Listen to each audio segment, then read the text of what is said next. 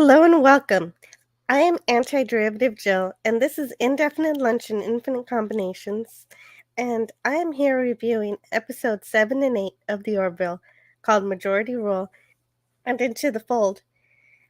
Thank you so much, Pop Culture Curator, for being here with me today because I really love these episodes. Oh, it's always my pleasure. So do I. Thank you, Jill. It's great to be here. Yes. Yes, and so I'm reviewing 2 episodes of the Orville every week on Tuesday at noon. And by the time we're done with these episodes, we will have the first episode of the Orville season 3 on Hulu, at least in the US. And I'm reviewing the Orville because it's unclear whether we'll have a season 4. There are a lot of questions about whether it'll happen or not. And when there were a lot of questions about whether or not Star Trek would have season 3 back in the 60s, everyone, led by B. Joe Trimble, participated in the letter writing campaign, which earned the fans the season 3 of Star Trek. So I figured this show could be my digital letter writing campaign to say that at least I'm still interested, and so is Pop Culture Curator and anyone who watches. I still love it, and I want a season 4, and I believe many more do too. I totally agree, and that's a great idea. hmm I hope it helps. So, our first episode today is Majority Rule. This episode first aired on October 26, 2017 in the US.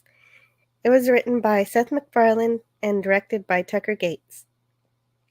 Even though this episode seems to be very similar to another wonderfully done episode by Black Mirror called Nosedive, Seth doesn't cite it as his inspiration. Instead, he says that he was inspired by a book called So You've Been Publicly Shamed. About the book, he says, I was fascinated and disturbed and came in the day after I finished and said, we have to write a book about this. We have to write about this. More specifically, in this book, he found a case of Justine Sacco, a woman from South Africa who was doing parody tweets of racist Americans, but no one realized it was a parody despite her explanation. So she lost her job as a result. And a blogger, Wow. yeah, a blogger at Gawker, whom I don't know, admitted and apologized that he lied about her intentions to make money from the advertisements, I am not surprised. That is truly sad. right?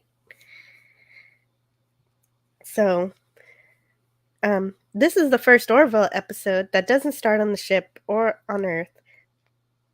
And we start with Lysella waking up, and then she introduces us to the use of an up down social credit system that dictates how people treat one another. One mutual friend is being ostracized for having 15 downvotes in a week.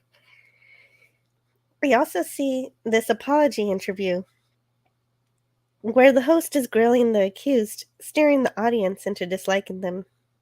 This is, of course, similar to real life, where if someone is canceled, it invariably goes worse for them if they decide to apologize. Right, and However, the press manipulates the angle of how they're dealing with it. Yeah, precisely, and that's exactly what they do in these interviews. That it's always skewed disfavorably to whomever is accused. anything for ratings. Yep. Right.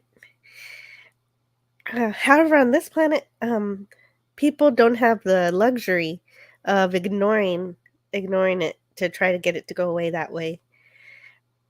Their entire society is based on judging each other, and in a way, we sort of do this ourselves on sites like Twitter, Facebook, and YouTube. She downvotes them without even knowing why. Really, to her, they just look weird. Right. She goes by their physical appearances, saying one of them has strange eyes. Right, exactly. And how many other people are just doing that too, just going about their day, just pressing down because everybody else is pressing it. Right, which is also a statement about beauty and hmm ugliness. When they think somebody is not attractive, they automatically give them a downvote. Great. That's a good point. we see what happens early here. Yeah, right here.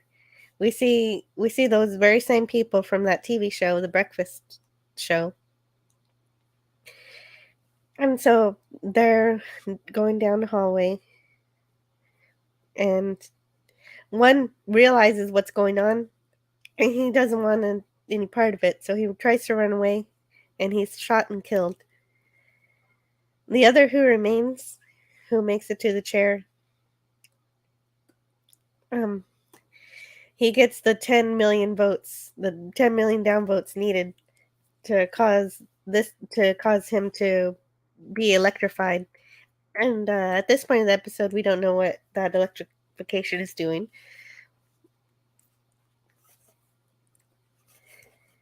And just a moment here.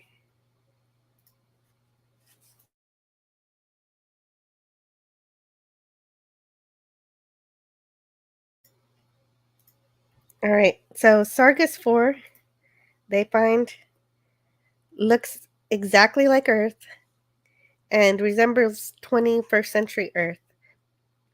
More specifically, this episode was filmed in Los Angeles. How convenient. Right? But I feel like this is essentially an homage to Star Trek, where, they would find themselves on Earth-like planets very often. One episode, like called Miri, was so much like Earth that even the continental shifts formed the very same land masses. Exactly. So they're here because the researchers sent to the planet have stopped communicating. So a landing party is going down to find out what happened to them. They're getting dressed to fit in with in the planet,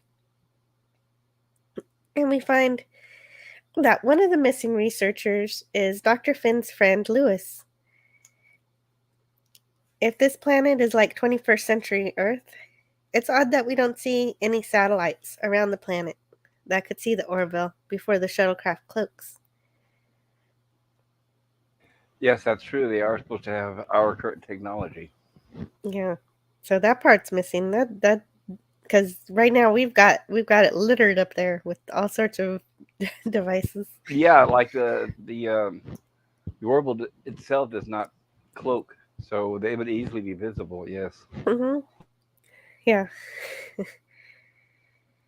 yeah. It would have made a little more sense if they had to hide behind a moon or something. I don't know. Yeah, I guess they didn't want precisely. to have to deal with all that. Exactly.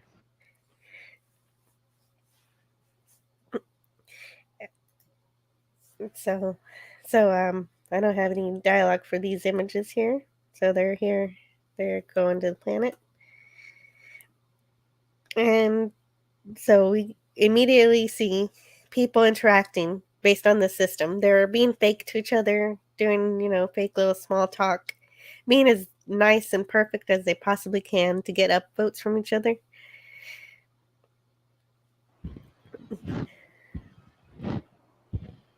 And even worse is when the grandma can't just be giving her granddaughter an ice cream. It has to turn into a social credit event. Yes, it Like, should be she does it right, or else she'll get a down vote, mm-hmm, even from her own grandkid. Yes. right. Yeah, it's just weird. And, normally we have our kids say thank you, but in this case, she's compelled to give an upvote. Well, anybody knows kids knows that you wouldn't want to hand them a button like that because all they got to do is get mad at you and they're going to downvote you into oblivion, right? Yeah, right, exactly. And I'm sure that happens a lot with kids. They could just it's really weird that they participate in this event too. Just like real life, a lot of them are on Twitter and all that stuff, steering how the population is running. It's sad. We've got Right. kids and people with mental illnesses that are steering everything the way everything's going. That's absolutely true. And they say that they have age limits, but kids don't have to be truthful. No, it just asks you, "Are you of 18?" And they say yes. Okay, here you go. Totally trust you. And of course, when someone isn't paying attention, they bump into somebody, that's a downvote. That's a downvote, which means he Yeah. should have ran away just so he wouldn't get clicked. But I guess, right. Well, I figured that they could do it on their phone, like they could do it remotely, but it's just the act of like getting into someone's personal space that makes it, Right, really. and I guess the way they portray it is if you do something wrong to something, you have to stand there and take the punishment. You have to let them push the button. Hmm. Yeah, it's When I courtesy, common when I, courtesy. right when I was in the Air Force in boot camp, we used to have to carry these papers around in our shirt pocket, kind of like almost where those buttons are, and we call it a 341. And what it was a self-disciplinary paper. So if you were walking along the base doing something and somebody saw you, they don't know you, like a sergeant or a drill sergeant from another uh, from anywhere else in the base. And if they see you and don't like you for some reason, or you do something wrong, they could stop you and say, "Soldier, give me a 341." And you'd have to pull one of those out of your pocket, hand it to them, and then they would sign it and then turn it into your commander and get you in trouble. So that's what it reminded me of. Wow, thank you for that insight. I didn't know anything about that Yeah, it was called a convention in the 341. Yeah, military. yeah. Give me a Oh 341, man. and you had to carry them in your pocket right there, so you can hand them out. Yeah. Oh, and that must have been embarrassing too. Well, yeah, you obviously tried not to do it. And hello in the chat too. I love food. We have I love food today. Hello, I love food. Good to see you. And he says, pull a YouTube and hide the down button. All right. Oh, I guess my down button doesn't work today. Sorry. I had to cover it up. Or delete the downvotes, right? Yeah, right, exactly. I'm sure there are a lot of people on this planet who are very good at computer programming for that reason. Yeah, like LDG, he would know what to Mhm. do. And hello also to Philip Gaming. So great to see you. And Hello, Philip Gaming. Good to see you also. hello to Brandon the Anime Guy. Oh, Majority nice. Rule is an interesting study. Yeah, I think I may have seen an episode of Sliders that was similar as well. Really? Oh, I Uh-huh. love Sliders. I just haven't seen it in so long. I don't remember Same any of the here. episodes. Yeah, I need to go back and watch it, but this sounded. I remember Mhm. when I rewatched this, I thought, oh, I think I've seen that on Yeah. Sliders, but I have to go back and watch it. Yeah, I was really young when I saw Sliders. That was one of my first Sci-fi sci-fi. shows. Yeah. Yeah, so It was I good definitely have to time. go back. Yeah. So, wait a minute. What do you mean? Philip Gaming says, "This is my scene." Are you in this episode, Philip Gaming? Is that what you're saying? Yeah, just let us know which one. Darius, hello. Hello in the chat to Darius Munchausen. And so the landing party, so after we get that introduction to the system, the landing party begins their search, and we find that the two men in trouble in the beginning of the episode are the scientists sent by the Union to study this planet. They're sold some badges from this dealer here, and he's shooing them away so he won't get in trouble for it. Right, because apparently there's an underground market for those on this planet. Yeah, and that makes sense because if your numbers get too high, you start getting in trouble. So you've got to trade it out for some better numbers. I guess kind of like an ID, right, or a credit Hmm. system. Right. Hmm. There's a lot about that they don't get into that would be interesting to know about.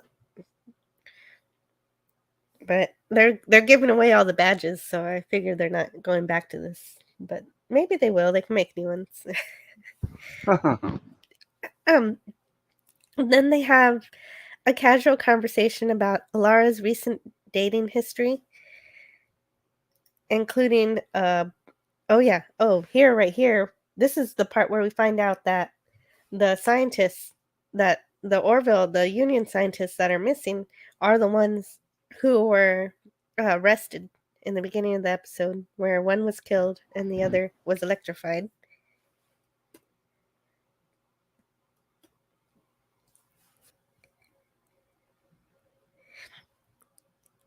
And they're having a casual conversation about Alara's recent dating history, including a boyfriend who was too grindy in his dance moves. And Lamar decides to try to figure out just how grindy was too grindy. Um, and I would have liked to have a clip, but I think you remember. I think you remember it well enough. Well, yeah, you could jump in the pictures. Yeah, right. And so tons of people are recording it. Yeah, I know it's nitpicking, but I was thinking now if they just bought these badges from a street dealer, how are they synced to that actual person? I mean, couldn't he just go back and buy another badge? But I don't Yes, know. I actually do bring that up too. You're absolutely Okay, right. sorry. Go ahead. Yeah, no, no, don't be sorry. That's a brilliant observation. And Brandon, the anime guy, says this is why a pure democracy cannot work. I Love Food says, why can't pure democracy work? And Philip Gaming tells us, yes, I am one of the people in the crowd who downvotes Lamar. Wow, that's cool. Wow, that's so awesome.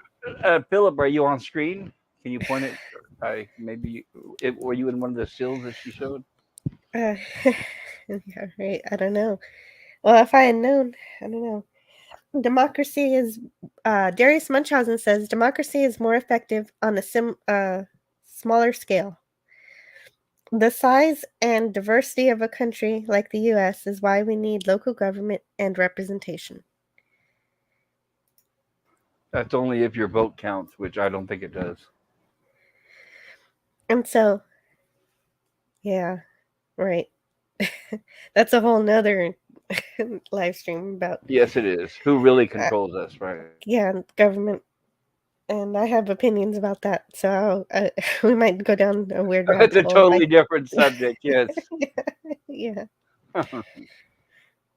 And so a lady here is refused tea because 500,000 downvotes are too many to be able to um, buy tea, apparently.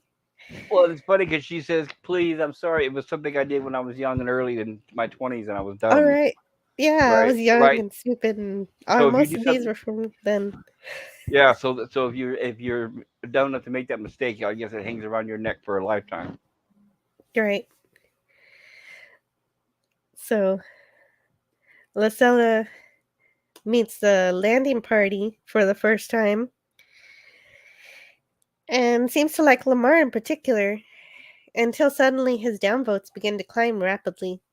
And here's where I would agree with you what you said earlier. I say here, what I want to know is how do they track the badges?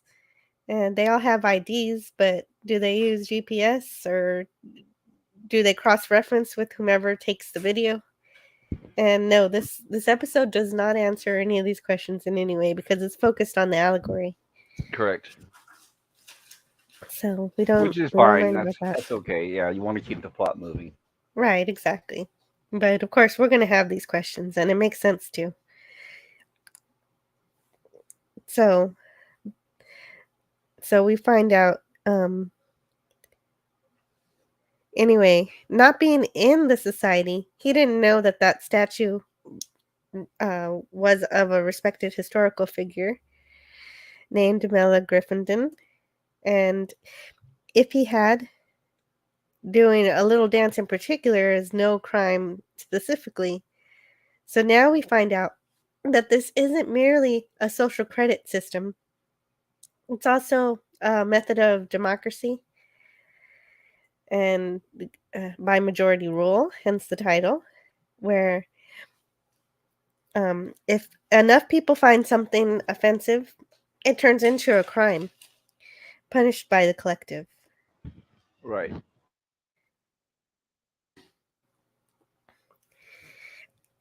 Oh, and here are all the people who are downvoting. I don't know if any of them. One Yeah, of are them is you in there? Philip Are you Gaming. in there, Philip? Yes. Are you one of the bad guys? Bad guys. I was just thinking I could see how here's how I think it could be possible. For example, Google has the technology now where you can take a picture of something on your phone and it can identify what it is and tell you about it. Yes. So using that similar technology, if you were to buy a badge, even though it's not attached to you, and put it on you, when they aim the phone at you, the phone may be able to identify the identity of the badge. All right. Is Yeah. that, you see what I'm saying? Yeah, that could be it. That's a good explanation. I like it. Which is more reason to just get rid of the badge and get another one. But Okay, so all right, go Philip ahead. Gaming says he's on the left. Oh, Tall, you're in the tall white guy on the left. tall white guy on the left. Hmm. Very cool. So you do some background filming Awesome. there in LA. Yeah, my brother used to do that. Yeah, that's really neat. Didn't know we'd have a celebrity today. Yeah, Well, everybody's in, but yeah, one of these days, Philip, you need to fill us in on all your escapades. hmm. Oh yeah. I Love Food says on a smaller, less diverse country. Sorta poop is cuber. Hello to Snorty. He says, hello, humans and other critters. Darius Munchausen says to I Love Food, the states used to be more like small countries. Yes, and um, we used to elect our senators uh, directly. Um, it was we had more of a voice before, but Now it's all lobbyists. it's been corrupted.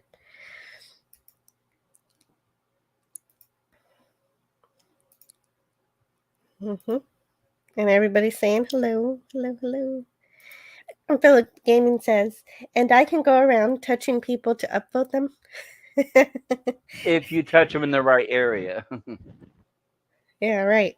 Yeah, that's the only spot you can touch. Right, because later on in the episode they bring that up. You don't want to touch somebody because in this society that's considered assault. Wow.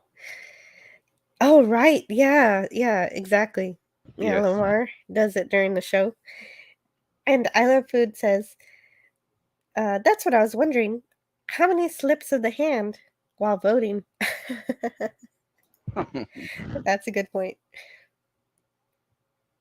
Philip Gaming says he's there on the left, as Well, we that's said. great that you got a shot with him in it.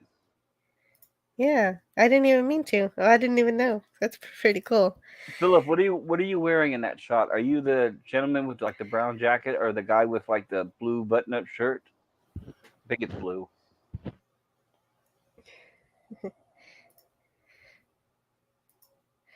Well, I did want to ask you um, if you could imagine if we lived like this, but we kind of already do. We do. So, It's right where people are based and judged, criticized, and sentenced by social media. yep. And Philip Gaming says that he's in the dark suit. And Darius correctly guessed it too. Oh, nice. Okay, yeah, right next to the lady with the red. Very cool. Bill must be the most handsome guy in the shot. Yep, that makes sense.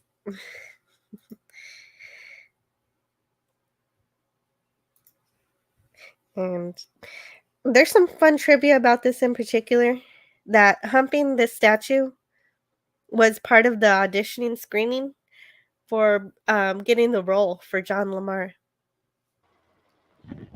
That's interesting. Yeah. Which So, I wanted to bring up a point that I started sure. to I should have realized this earlier while watching the show, but I started to realize while watching this. Why is he in the landing party? He's the navigator of the ship. It's starting to show what they're doing is they're trying to avoid the old TOS trope, where in TOS they always pretty much set the same people plus a couple red shirts. hmm What they're doing here is they're sending different castmates every week so that all the characters get a chance to shine on this show. Exactly what it is. Exactly. No, logically Exactly they right. can't be there, right? But But also logically, there are more people who can navigate on the Orville than than are right, but he's even Second McFarlane's character says later on that he's the most important navigator and the best navigator on the ship. Then Right. why would they put him in a volatile Well, environment where people disappeared? yeah, not only the best navigator, also the best pilot is on the mission too. Yes, right. Okay, go ahead. But that's true. That's true. It's a contrivance so that we can learn more about the characters Right, that we're which is supposed to care great. about. Right, which is good because it does help us, grow more attached to the characters.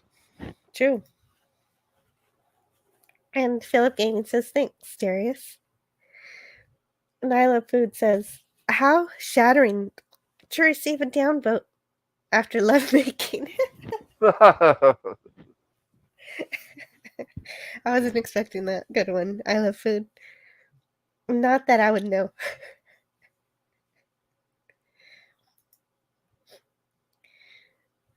So John quickly receives the 500,000 downvotes and is kicked out of the coffee shop. And as he's kicked out of the coffee shop, the people start closing in like vultures. So Kelly tells Ed about it. But it only confuses the captain as he's not there. He doesn't know what's going on. And the team tries to get Lamar out of there, but he quickly gets arrested as he reaches 1,000,000 downvotes. Yeah, there's Ed being totally confused. Right. And Lamar getting arrested. And I do like how when this happens that the Union Admiral is the first contacted, as so many times that step is skipped. And Admiral Tucker won't allow Lamar to be extracted because any revelation about the universe or for a species who hasn't had any contact with other worlds could be devastating for them. So while they don't specifically have a prime directive, it's very much often a concern that the Union takes seriously. Yeah, it's like they're saying everything but the words prime directive. So, but they're following along pretty much Yeah. the same general idea. Yeah, they have that idea. They just never specify it as a rule. Right, non-interference. It seems more like they take it on a case by case basis. It's just like Star Trek, especially the next generation. Yes. And so here we meet Lamar's publicity officer. He tries to explain what the apology tour is, and how receiving 1,000,000 downvotes itself is the crime that And he then he's must. appointed like a lawyer, a public defender. He's like a public defender. He's appointed. Yes. Yeah, that's what Lamar thinks. Lamar thinks, oh, this is my lawyer. He's going to help me. Right. And but instead, this public, he says he's the publicity officer, and that if Lamar can keep under 10 million votes, he'll be okay. But if not, he's gonna have to be corrected. Which is So ironic because the first thing he does is he goes on with is their version of the View, and we all know what'll happen there. yeah, yeah. Before he finds out about the correction, he thinks it's a joke, but then realizes it's not. Right, he finds out about the correction, but he doesn't know exactly what it is. But they said something. It deals with electricity, right? Yeah, he heard about the yeah, they explain it a little more definitely that it is some sort of change on their brain. And Darius says to I Love Food, it's like that website Lulu or whatever, where we would get rated by people who dated us. Oh, I never heard of that website. I haven't heard of that. That's a thing? I like But it. there are websites where people swipe up or down depending on what you look like, right? Yeah, that's a Tinder. Tinder, that's right, yeah. Philip Gaming says, in this society, I would avoid social interaction. All Yeah, right, me Phil, I'm giving you a down vote just for that. too. Okay, so the crew is reunited with Lamar briefly as he explains what's happened to him and how he may be lobotomized. He asks Grayson to go along with him on the apology tour, as he's allowed one supporter, and the rest will go and find the Union anthropologist who we saw earlier, who were arrested, where one was killed for trying to escape, and the other was successfully lobotomized. And Dr. Finn needs to find him to see if she can reverse the effects. We find out that this social credit system forms the entire basis of how they determine justice. Guilt is up for a vote, like everything is American Idol, like Gordon says, except the opposite, with severe mental destruction. So, do you think that if these people knew that the how bad the correction was, if they'd continue to support it? Yes, they would. It mirrors Yeah, modern society. They know what the effects are of canceling people, yet they do it. They still pile on. It's like a mob mentality. right, exactly. It is a direct reflection. Yeah, so we still, people are still canceled even though we know it destroys their livelihood. So yeah, that's a good answer. Thank you.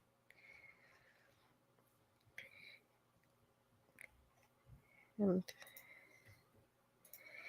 instead of having specific laws, the majority can just take someone down based on mass emotional offense.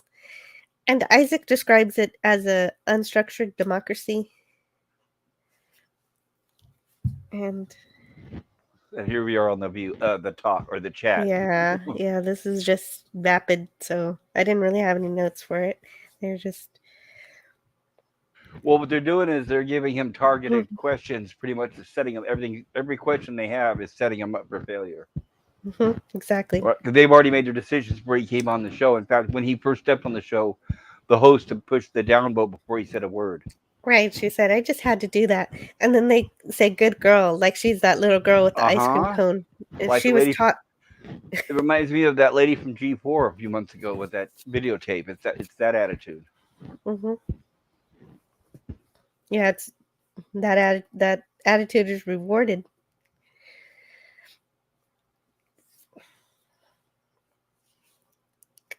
And oh, okay. So on this show, Lamar tries to counter that he's donated to a charity in the name of the person honored by the statue. But then he's asked who the historical figure was, and he doesn't have an answer for that. So, um, and ending on that poor statement, the show has successfully manipulated the vote against his favor, and his downvotes are taken to 4 million. Yes. And Sorapupus Kuber says in this society he would sit in the corner and eat my seal steak and say nothing to anybody. That sounds smart. And Dr. Finn and Alara go back to the coffee shop. Oh, here are the people voting. And look how excited she is about how she's devastating somebody's Right. life. Exactly how excited because the down votes are outweighing the number ones in a great proportion, and that's all ratings for her. Mhm. Yeah. And pretty much everybody has to watch it because they have it all Right. playing on the screens all the time. And they know, and they don't exactly say it here, but I was thinking about what some of you in the chat were saying, where you would just ignore everybody or hide in the corner. They would target you and downvote you for doing that because Wow. that's how they do it these days. They say, well, if you're not part of our movement, then you're against us. So Right. right. So you Silence is silence is violence. it is you're the enemy if you don't agree with them. So yeah, that's the Shit. attitude here. Oh no. You're absolutely right. I didn't think about that. That's a good point. And Snorapupus adds that it's cancel culture gone wild. Yeah, pretty much like it is in real life. So Dr. Finn and Alara go back to the coffee shop to see if Lysella knows anything about the missing scientists, besides that they were corrected. When someone is offended at Alara's headwear,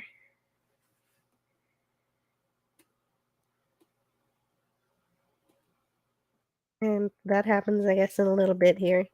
Right. There They it didn't say is. the exact word, but what he's saying is that she's appropriating their culture. Yeah, exactly. It turns out that the hat that she's wearing is called a Nafalo, and only people who are Kelvic can wear it. But being an alien, obviously Alara can't take it off. It almost looks like she's next to be in trouble along with Lamar. But thankfully, Claire is able to apologize and take Alara to the restroom. Yeah, she's starting to get recorded here. So she's gonna make up. She's resourceful, so she's ripping the bottom of her blouse to make her a new headband. But while she's doing this, she calls Alara's forehead a washboard. And this reminds me of Star Trek when the Bajorans would call Cardassian spoonheads. So it's a little bit. Oh, I didn't know that. Is that from DS9?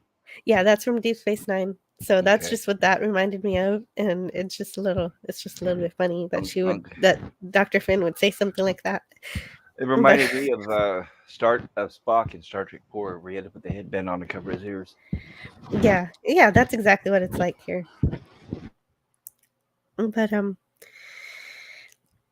Lysella walks in on them, and so they have to convince her to talk to her, to talk to them about this, and not just freak out.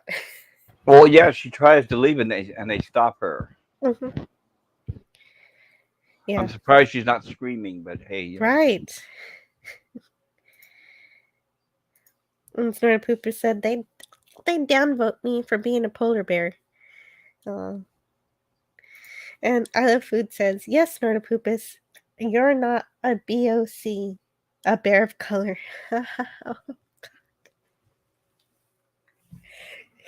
Y'all are brilliant. So she agrees to talk to them, and she reveals why researchers were lobotomized. It was because they didn't notice a pregnant woman right next to them on the bus. right, they should let her have their seat. Yeah. Yeah, there's that. They're just there. They're just Yeah, there doing it is. whatever work they're doing. Which Claire, the doctor, points out that they probably just didn't see her. They were busy looking at their Yeah. phone or whatever that gadget is. Mhm. Yeah, but it was they failed to offer their seat because they didn't see her. But I also don't see anybody else getting up for her either. That's totally correct. Yes, there's a guy right next to her looking down at his phone on her right, and yeah, same thing. Yeah, and you can tell from the perspective that this was taken that whoever took it is also sitting down. Oh, that's true.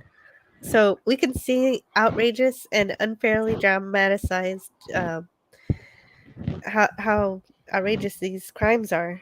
Well, and how everybody supposedly is committing the same crime, but whoever's holding the camera decided to point out a few of them and make them the bad guys. It's all their fault. Exactly. In reality, shouldn't it be the whole bus? Uh-huh. Right. Because nobody else gets up. Exactly. The whole bus is at fault, Mm-hmm. including the one taking the picture. Yep. She she tells them that one died, as we found out earlier, because he tried to run away, but also where the other one could be. So the team goes out to find him. Oh, and Alara shows her how she's an alien. You know, she shows her some of her strengths.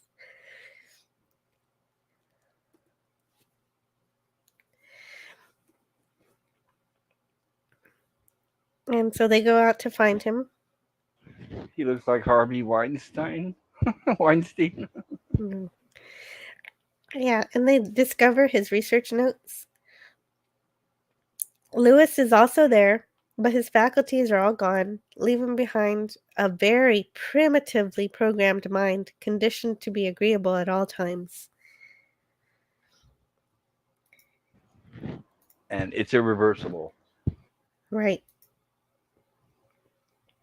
Brown bear, black bear. Snortopoopus Cuber in the chat says, Ducat. Their superstitions and their cries for sympathy, their treachery and their lies, their smug superiority and their stiff necked obstinacy, their earrings and their broken, wrinkled noses. And Snor's Poopus Cuber is showing how the Cardassians viewed the Bajorans. So it did go both ways there. Thank you, Snortopoopus. Deep Space Nine is a very good series.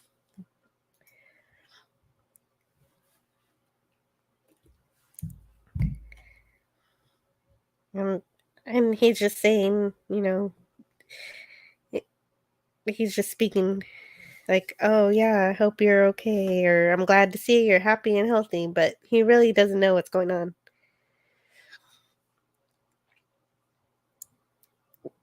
Yeah, he doesn't remember. He's just saying yes to everything. Yeah, exactly.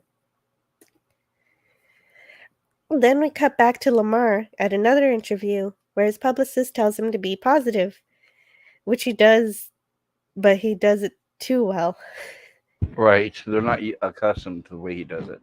Yeah, I didn't get any shots of him, hitting people's knees. What he's doing, guys, is his publicity agent says, go out there and make yourself look like a good guy. You really need to sell yourself to the crowd. So when John walks out there, he walks along the front row of the audience and slaps their knees as he's going along, and like kind of like high five on the way to sitting down.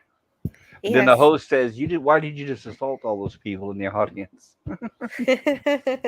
You struck several people. Right, you struck several people in the audience. So then we see Lewis being examined back on the Orville, but Dr. Finn finds that she can't undo this type of damage, raising the stakes on saving John. But it doesn't look good, as he has reached over 9 million votes. And Captain Mercer has an idea to bring Lysella aboard to see if she can help. And just some fun shots of the shuttlecraft above Sargon 4. And here we get some ship porn. Yes, exactly. I love it. It looks so good. And she's, of course, amazed by everything.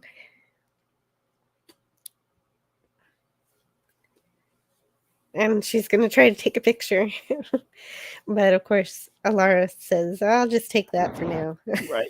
You won't be needing that. Yes.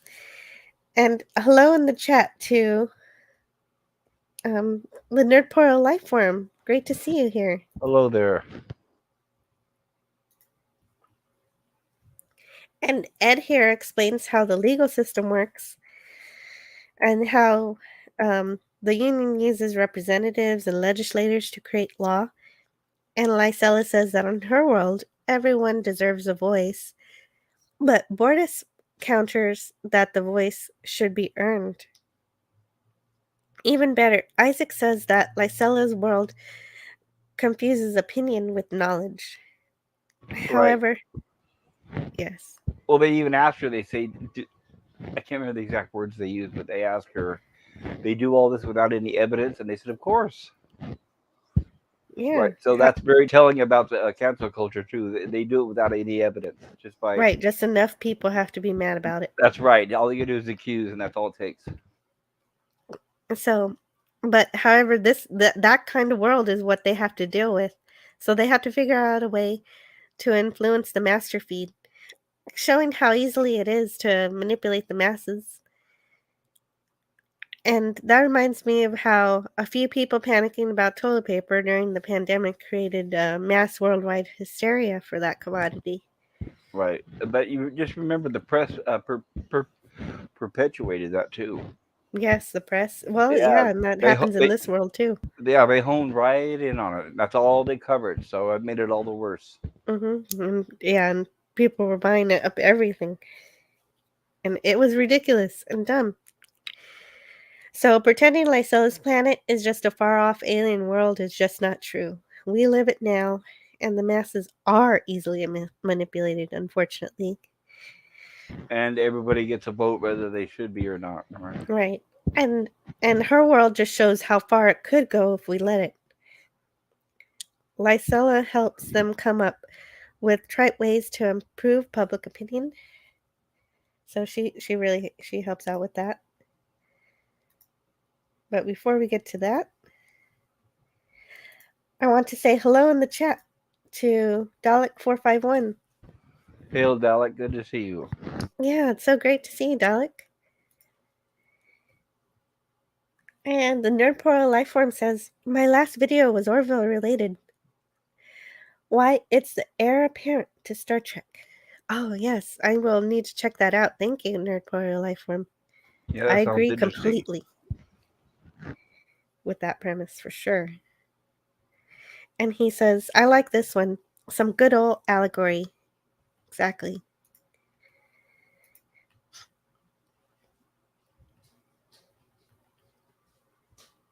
And so now Lamar is having to walk through this hallway to the lobotomy zone. I don't know why, but it just crossed my mind. If you had security guards standing next to a criminal and the security guards had their badges on, all the criminals would be pushing the down vote on their badge, right? You know what? I had that thought too. I thought, like, why isn't Lamar just like, he still has a voice, right? So Yeah, so you could be pushing the down vote on all just those keep guys' pushing buttons it while he's over and there. over. Yeah. So they could at least showed him push one of the buttons, and then one of the characters could have said, "Sorry, you don't have that option because you're under investigation or under scrutiny or something," right? Right. That would have been cool. If your badge number doesn't work right now. Right, you can't downvote anybody. Mm-hmm.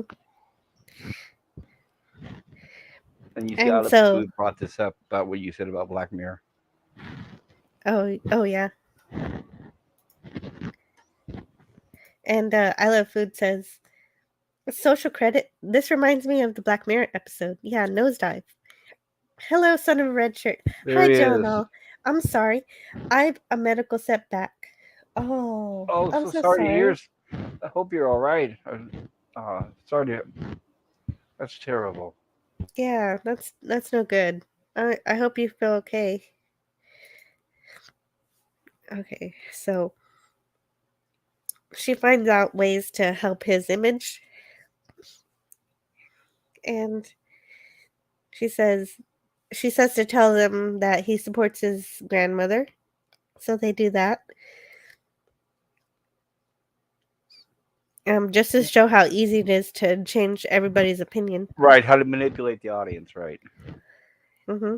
And so Lamar was a skinny kid, so they have to turn him into a fat one to get some more sympathy. Right.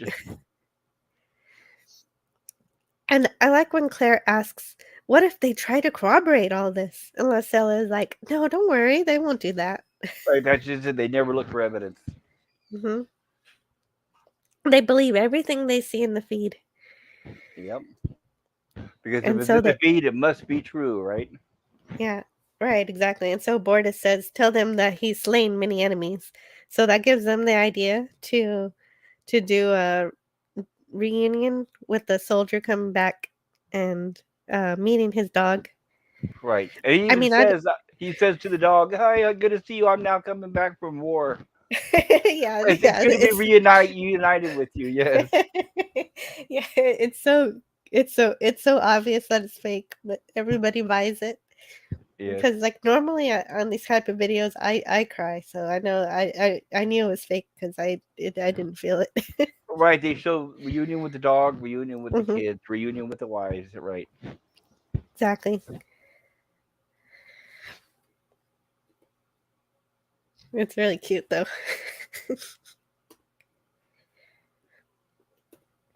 So it turns out that it works. The vote stops 4 shy of him getting fried. Yeah, 10 million. Yeah, 10 million. If he had 10 million, he would have been lobotomized. So I'm glad that doesn't happen because I kind of like Lamar. And I Love Food is sorry to hear that Son of a Red Shirt isn't having a good time. And Son of a Red Shirt said, had a setback after my operation, and I'm trying to get readmitted to the hospital. Have you on in the background? Oh Oh, my sorry god, you're about in the that, dude. hospital? Oh, After I'm your so sorry to operation, hear that. yeah, Oh, we're man. rooting for you. You're in our prayers. Yeah. Yeah, I hope they get you to a room soon so you can relax for a little bit. Did you get my Oh my email last goodness. night that I put on Bill's stream? If you can keep in touch with me through your email. If not, let Yeah. me know and I can put it in the chat. Yeah, I hope they help you out quick.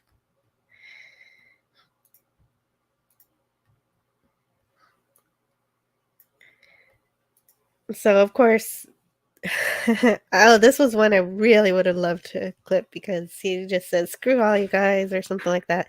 And I'm a spaceman. Which right there, think about it. I could easily set him up to be convicted again by doing that because he pretty much he told off the authorities. They could have said, "Wait a minute, it's like committing another crime." Well, It's they not would like he have to said, record it and convince the feed that it's a crime. "Yeah, Not you're nothing. It right." seems like they don't have any specific crimes. You would think they'd have this whole torture sequence on camera so that everybody could watch it, but I guess not, right? Yeah. No, Like because like maybe public they don't want execution. them to know how bad it is. That's probably yeah. So, They don't want to know what the conditioning because that's why they call it really a really nice word, the conditioning. yeah, they say, oh, he'll be corrected. Corrected. I said corrected. So they find out that he's okay. He's not going to essentially be killed without being killed. And I also like how Lamar doesn't thank his publicist because he really wasn't any help. All right. Well, And he did his job. yeah, he did his job. He did it, but It's like a public he defender. He's not going to step out too far to help it. He did the he basics. never yeah, exactly. He never expects to win. Yeah, Right. but like a public defender. Like a public defender, right? They go in there thinking they're going to lose, right? Hmm. And D. Odyssey says, "Greetings, all. I won't say it, Jill. Hello, Deej. Hope you're doing well. Yes, I hope you're doing well too." And I do also like how Lysela does think. Um, they thank her for her help, but she thanks them for showing her all of this stuff. Yeah, it's interesting how they let her go back to her society with all her memories intact. That Hmm. surprised me. Yeah, I would think Dr. Finn knows how to remove memory, but they But then don't do it. that right then that would be touching on pretty much saying, "Well, aren't you doing the same thing that they are doing?" I mean, you're Exactly. affecting their So I guess mind, that's right? why they don't do that. Yes. That's Yeah. why they avoid it. Yeah. And so and the way they get around that is by saying, without pictures no one's going to believe you anyway. So Right. she's just the only one who gets to know this. And besides, she doesn't want to act crazy and get downvoted in oblivion. Yeah, exactly. Right, that'll keep her from doing that too. Yeah, she would get criminally offended. There would be a crime against her for causing a mass panic. Like Exactly right. trying to talk about these aliens that no one's seen. And so the episode ends the way it started. She's back in her kitchen here drinking coffee, but instead of participating, she decides just to turn it off. Which led me to wonder: then voting and downvoting is not mandatory in this world, so you can just live your life without doing it at all. I guess so. Yeah, except to this point, I thought it was mandatory. You had to vote on everything, but I guess not. Yeah, I don't know. So earlier I explained that this episode wasn't influenced by Black Mirror. And here's a response that Seth had for that. About the Black Mirror episode, Seth says, "We wrote this episode in the summer of, I don't know, was it 2 years ago? And we thought we were all innovative. And 5 months later, the Black Mirror episode Nosedive comes out, and we're like, shit, everyone's going to think we're..." But it's clearly a common concern given the fact that the two shows touched on this independently. And about the episode, he also says, "Look, it's incredibly creepy. I think there are good things about social media and Twitter. We've seen a speediness of acceptance for certain marginalized groups that I think without the unification of social media would have taken a lot longer. That's the positive side of social media. The downside is that it can become a mob very quickly, and I think that's very creepy. We're not evolved enough as a species to not succumb to the rush of joining a group that is ganging up on another group or individual. There's a weird rush that gives a lot of people when they become part of a mob.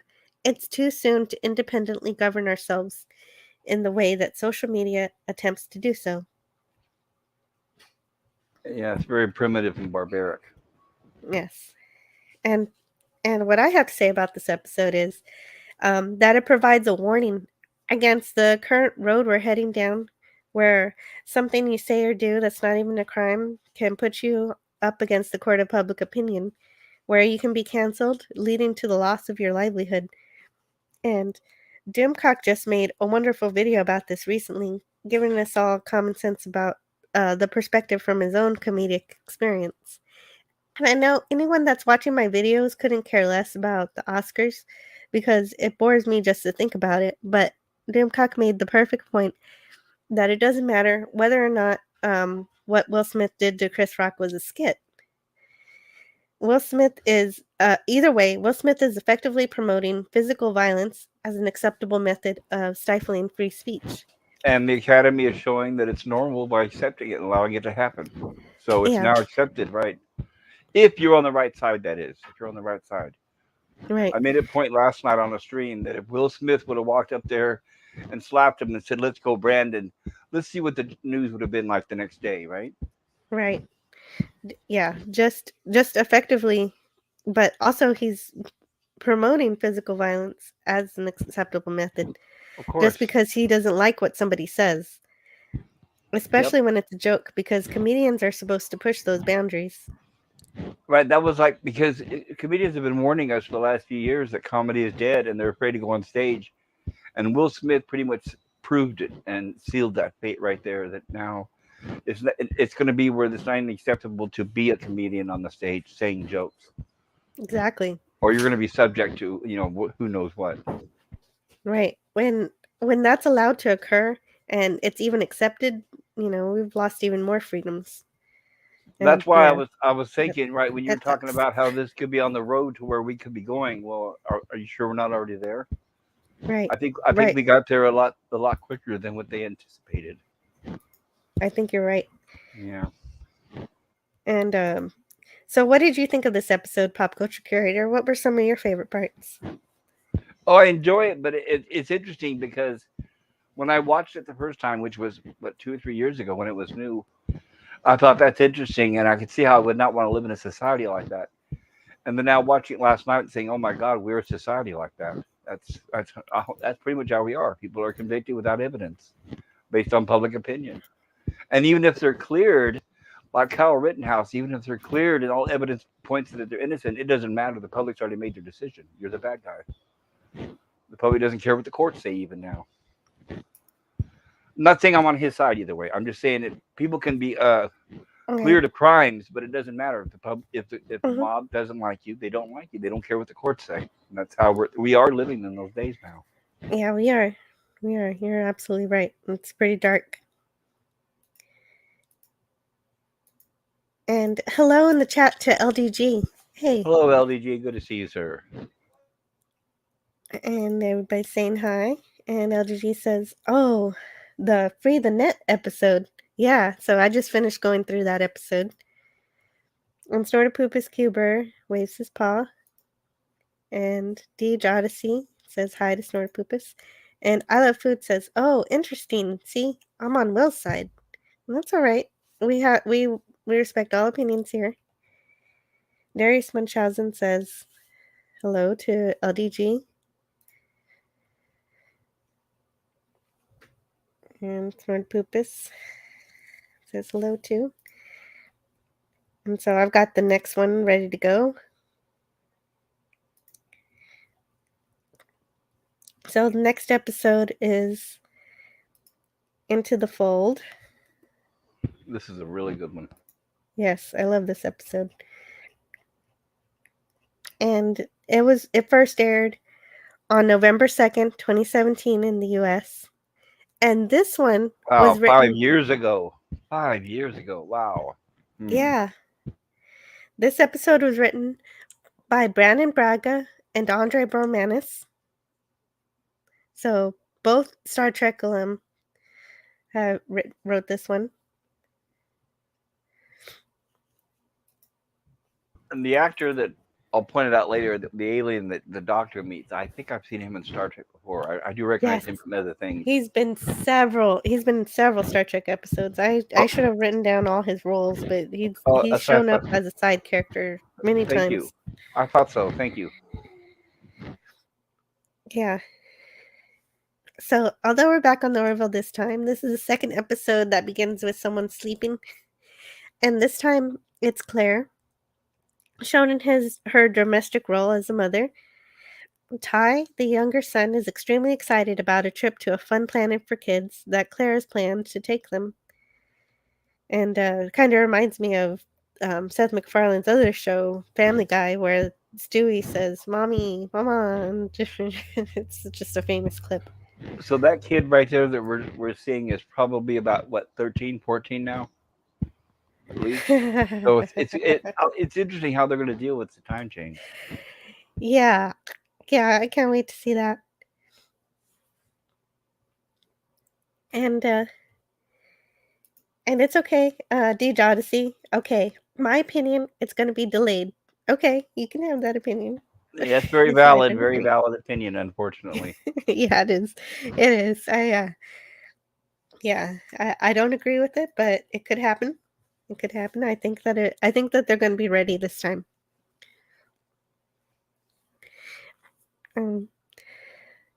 So this kid, he's really excited to go on the trip. And so she tries to go wake up the older son, who's not as excited to go to the trip. He'd rather stay behind and play on the simulator. Some kind of battle camp that his friend gets to go to.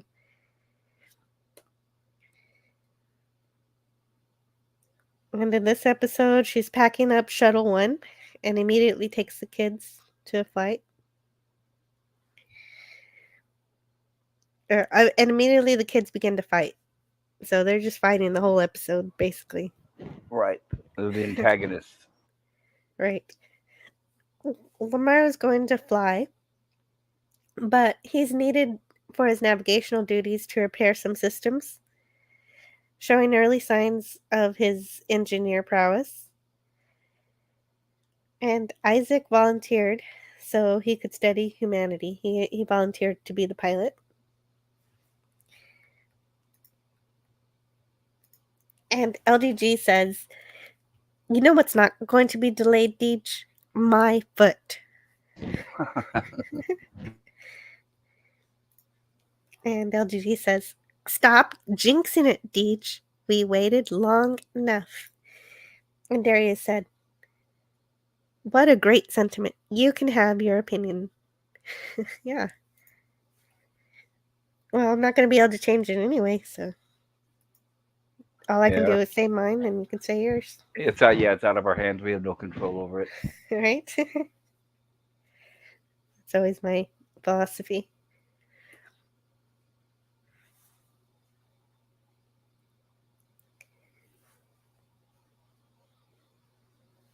And so the kids continue to be brats.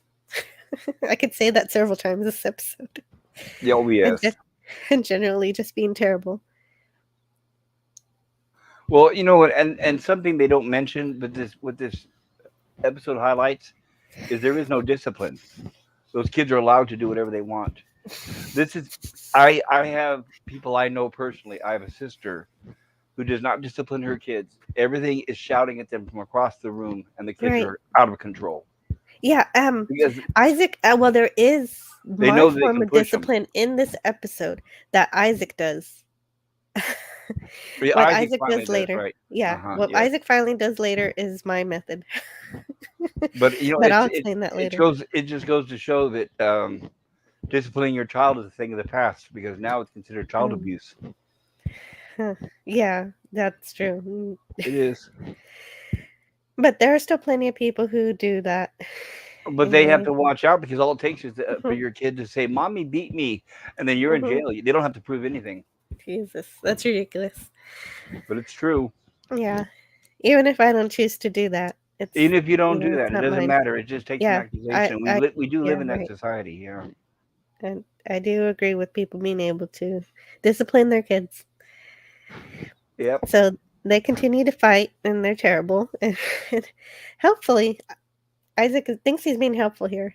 He notes that when there are defective programs on his planet, they're deleted, so he could vaporize them. but but but of course she says no. Yeah, She and for she some kind of jokes reason, about saying yes though. right? And for some reason, even though she is a doctor or a physician on the show, she's too busy at that panel. She has to be at the navigation panel, not be back there controlling her kids, which I don't understand. Hmm. And Deej Odyssey says, "I had to say it, so if it does, I can show back my tweet and say, 'I told you so.' Oh, and Doomcock should come to me for being the inside man." Lol. One of his sources.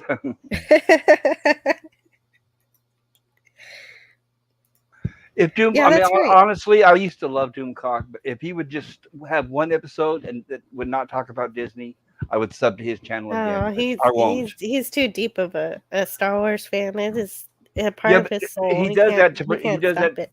but he does it to I promote get it Disney. though. He's promoting Disney, Well, he so I tries don't. to. He tries to promote Disney. That's his thing. He tries to be hopeful. He tries to Yeah, give them all the benefit of the doubt that he can, and where's the then fine line they between promoting? continue to Right, disappoint. where's the fine line between promoting and shilling? I don't know. I know that's not up to us to decide. Yeah. Well, he's trying to change things. He's doing more than just relaying what he's found out. He's trying to make things better. And whether or not that's hopeless or hopeful is up Or to helping, whoever listens to it. Or right? Or helping. It could be helping. It could not be helping. by We don't all know. signs we've been seeing, it's But not. for the small chance that it might help, I appreciate that he tries, and I I think that it's important that someone out there is putting Disney up to the fire. And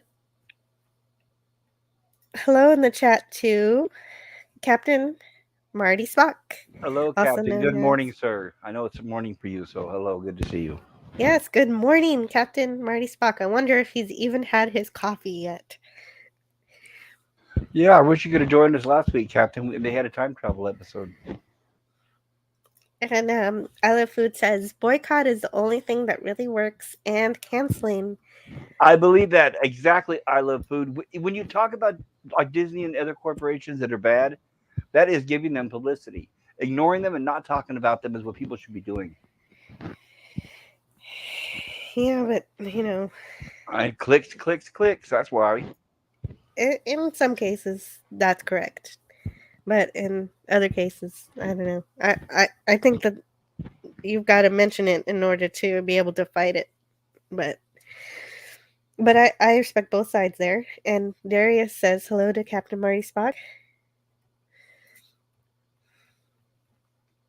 because otherwise you just have everyone being positive, and so it's good to have some voices that are not so positive.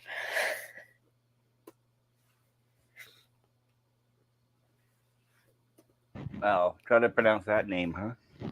Oh right, yeah, she works on Sherry. all the Give shows. me a second here. I'm usually good at this. Sherry Sheva Prava Tom wrong. Okay.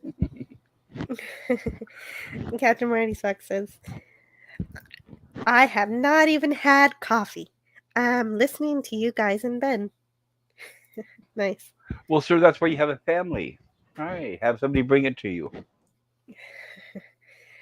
Darius says, you're looking very statuesque to I Love Food. Oh no, my battery's running low. Well, let me fix that just a moment here. Go for it. Reroute powers from the main deflector. All Yeah, where's the auxiliary power when we need it, right? right. So they, the kids are obviously still fighting and whatever. He's holding up. Now the ship is starting to um, encounter a gravity shear. Turbulence, yes. Yeah, from the uncharted spatial fold.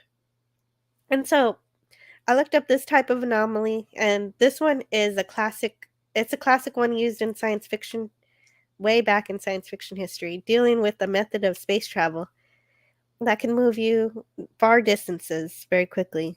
But I was wondering that because they said it was uncharted, but yet they're supposed to be taking these boys to a familiar play area. So, Yeah, they're trying to get to that play area, but this spatial fold appears out of nowhere and sucks them into this spatial fold. so does that mean the spatial fold moves? Because it wasn't there before, apparently, according to their star charts, right? Yeah, I guess so. Either that or Hmm. no one's tripped on it before. You Yeah, know, space is or big and no one's maybe just flown that exact path. maybe it opens and closes randomly. Yeah, Okay, maybe. It could be. That's a right. very good question. I All like these that one. questions do not go answered, by the way. No, But hey, no, they're none of okay. them. But, But they're good for plot. Yes, this is one of those anomalies that doesn't really have a basis in reality, so it's more of a science fantasy way to travel. it is. But it's one that Star Trek uses, including a Voyager episode called Prime Factors, where the crew discovers these Sicarians who had created a transporter using spatial folding. However, it's found that it only works on their planet, so they can't use it to get home. And so Ty is trying to keep the game away from Marcus, so he tosses it and ends up on the control panel. Um, you know, Isaac knows how to make a course correction to avoid the spatial fold, but since Ty tosses the game on the console, it sends them into the fold, into uncharted space, 1,000 light years away from the Orville, and damages the hull. Knowing the shuttle won't last long, Isaac chooses a moon to crash land on. And during the crash, the hull splits into two. And here is the shuttlecraft going into the fold here, being taken through. And here they are they're about to crash land on this moon. Which looks coincidentally like Earth. Yeah, it looks very nice to be on, Right, although for a we find moon, out it's yeah. not. Correct. So during the crash, the hull splits into separate pieces. Isaac is separated with the kids from Dr. Finn. And here's more of the shots of the I have crash. to bring up that scene. This is where Isaac tells her to go back there and activate. I think it's auxiliary power. But why is Yeah, the auxiliary power designed to be a horrible, where it's almost impossible to activate? She has to get in there and struggle to activate the auxiliary power. It should be as simple as a button on the console, right? right. It should be a button, But but for plot, apparently you have right, to for plot's sake, yeah, release. You have to release the hydraulic, thing or whatever, right. You have to and struggle, open up yeah, panels and all this kind of stuff, right? yeah. She has to. The hydraulic release has to be Yes, redone. but that's okay. It, It it's works. yeah. This is a very. You're very right to point that out because this is a very action heavy episode. So they were just like, how can we add more action to this part? It's Well, kind and of. how do we get her to the back of the ship too? Remember, how do we get her to Hmm. the back of the ship? So that's why Exactly. she had to go back there in order to activate the auxiliary control, Yeah, and then she ends up buckling up back there which is like a prior to it. stewardess chair. It's like a stewardess chair where they sit behind the cabin. Hmm. So she's at the rear of the shuttle. And that's how when the whole fractures, she's separated Right from there. her kids. And you know what? This scene is excellent because this happens in real life. If anybody has seen the movie Alive, this is what happened when it was a rugby team in the Andes, and their plane hit a mountain and sheared off, and they could see half of the people just flying off into the distance like that as the first part of the airplane crashed. So this is based on actual stories. Yeah, thanks. Yeah, that's good to know. Yeah, I've seen it happen in other movies before too, so I figured it's a thing that happens. And And it, Darius, oh if yeah, I go might ahead. point out, well, I was just Yes, gonna say, please and do. this points out a really good scene where it really makes you care about the character. Because when this happened, my heart sank for her. It was like I really cared about that Hmm. character, unlike Discovery or the new Trek. Right. No, no. Right They by do this point, nothing to make you care about anybody. Except right? maybe I kind of cared about that robot that they had in that one episode that they kind of tried to make you care about that they killed I in don't that same know. episode. Of course, they kill I him. know you Of didn't really I course, don't you even start to care remember her about one name, so person and they kill him. Of course, yeah, right. that'll teach you. You know, yeah, right. So you guys want us to tell you more about a character? Here you go. Now we're going to take it away. Right. This show here, by this point, we're already into what seventh, eighth episode, and we officially care about the characters. So, it's Hmm. really good that they did that. Yeah, I agree.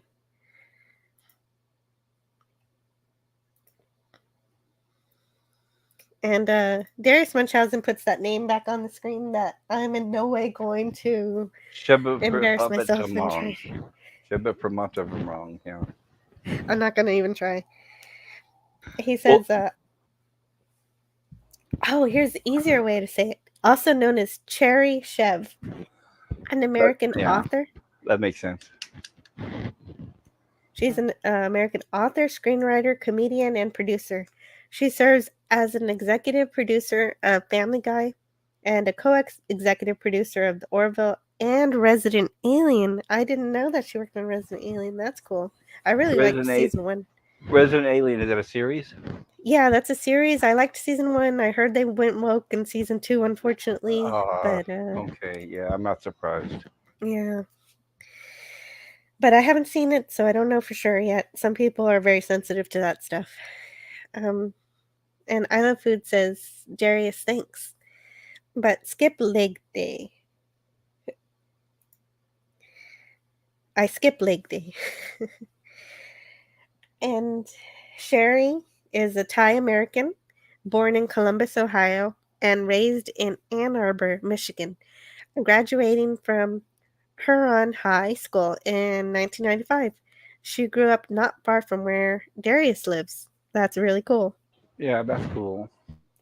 And Captain Marty Spock says, once more into the fold, my friends. And hungry for a decent job at the Oscars, otherwise Joke. known as Hungry Boy. Oh, Oh. hungry for a decent joke at the Oscars. Sorry. um, yay! I finally made a live stream here, 5:50 a.m. in Australia. Hooray for these reviews! Oh, Thank you well, so much for welcome. being here. Yeah, we're glad to see you. And he says, I was a resident alien in the USA. I've kept my green card. Hmm. Darius says, there was a joke in a Family Guy episode where news anchor Joyce Kinney reveals Sherry is her real name, but they'd never let that band on TV. All right, okay, I'll give it one try. Sheva Pravat Dumrong. Yes. Dumrong. Right. Maybe Just the break it Dumrong. up into syllables. Is all you have to do. Right. Right. It's tough. And Darius says, hey, the hungry boy. All right. So they crash land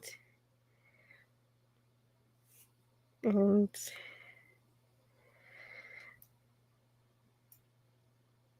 and this is the crash of the front part of the ship here. And so they figure out how they're doing, and Marcus isn't doing so well. I forgot to write something about this, but Marcus's leg is dislocated. His knee's dislocated, so Isaac's has got to relocate it. Yes. And that makes him scream. But then he's like, yeah, okay, I feel better now.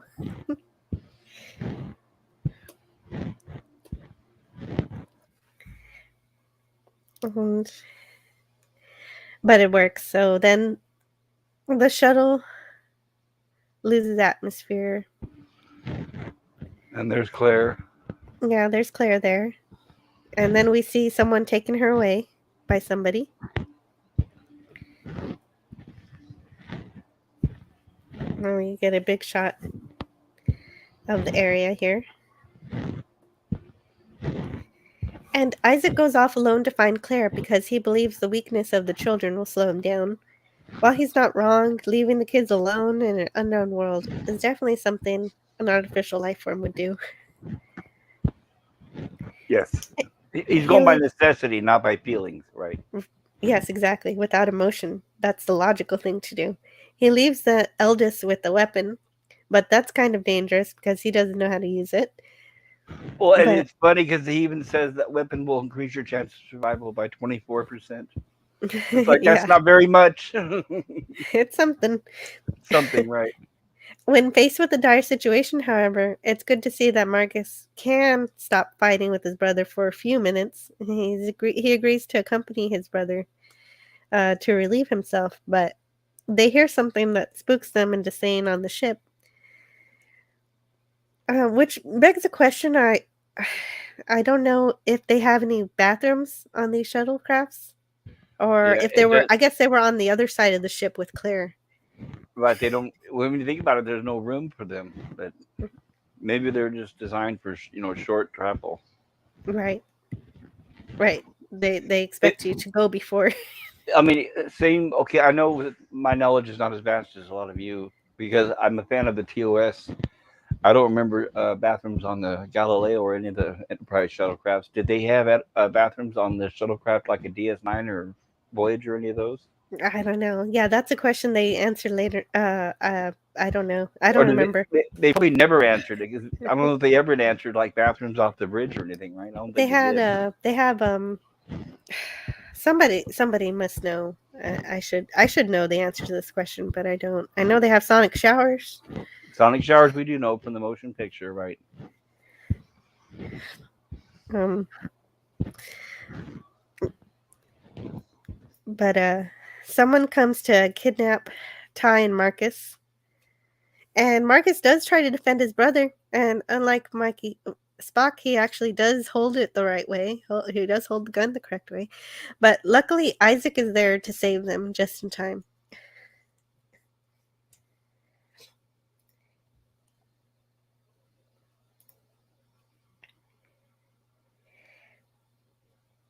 And Hungry Boy says hello to Darius Munchausen. I love your input, 1970s stereo joke.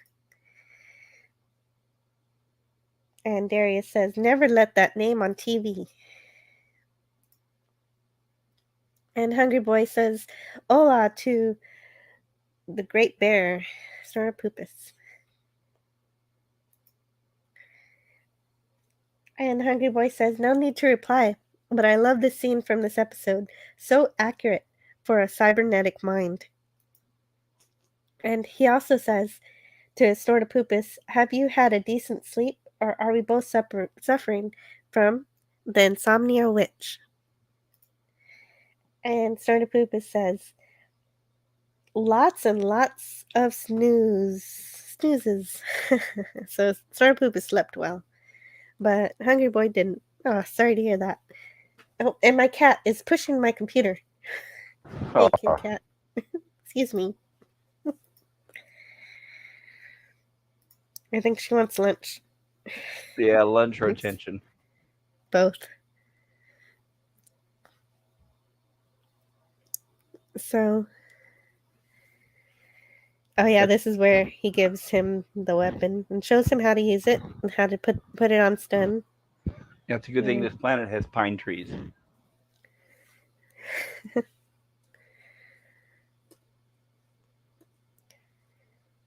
yeah, and I already described this part where he has to go, and there's Marcus holding the phaser or weapon. I was wondering, is he holding it backwards or no?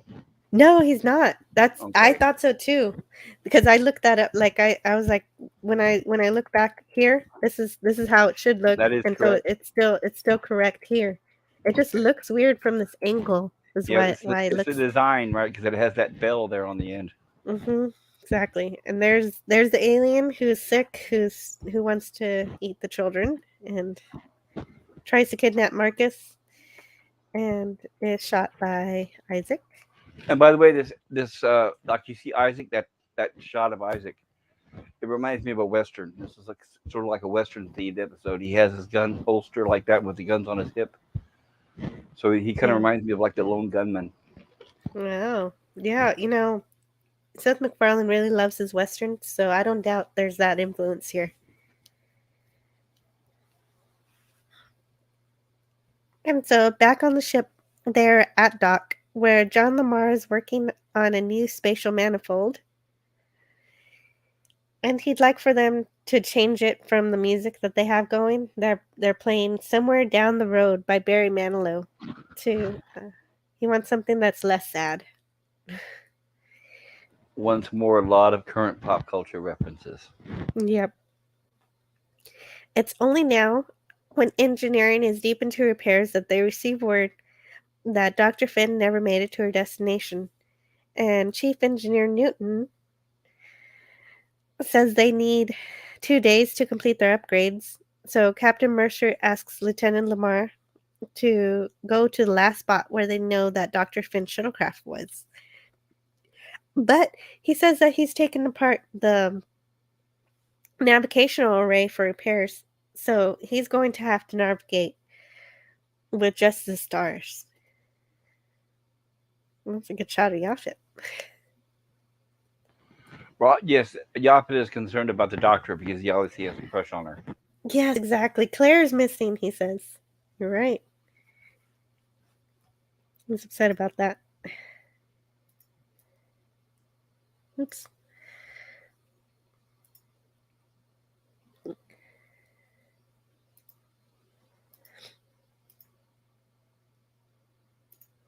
And um the hungry boy is jealous that Snortopoopas got some good sleep.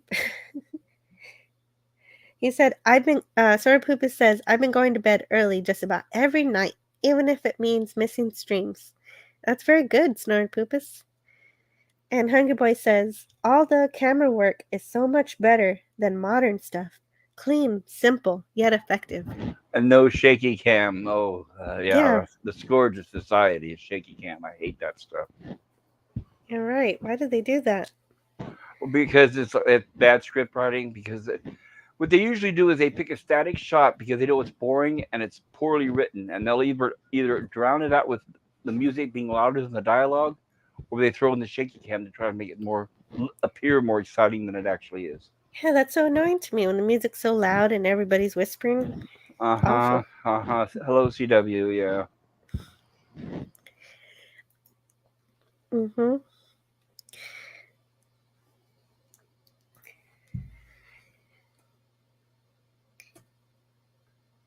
Yep.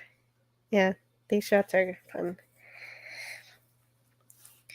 And so they're still in engineering here. So we cut back to Isaac. He's making repairs on the shuttle.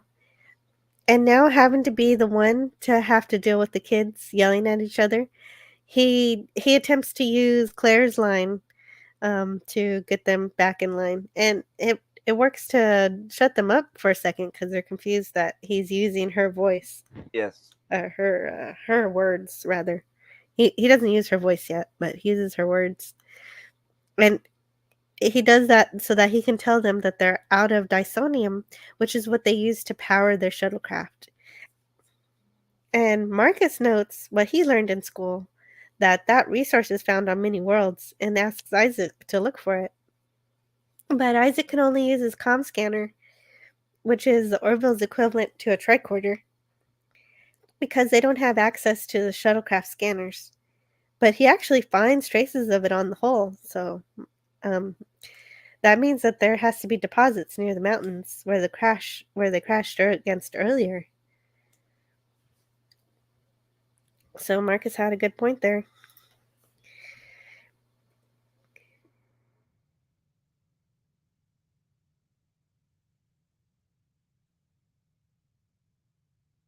Mm.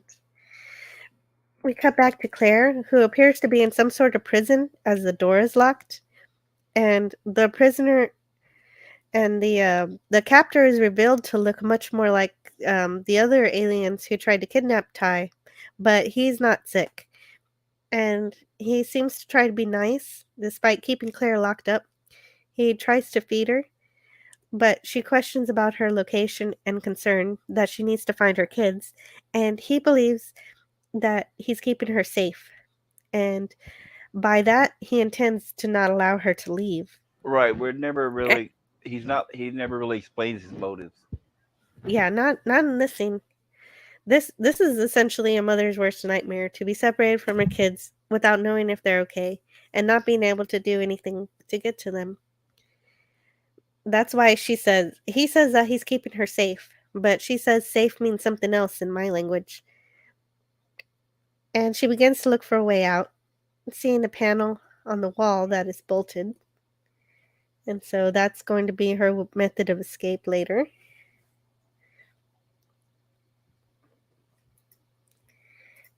And Hungry Boy says, shaky cam is often used to hide bad choreography and costumes. That is true.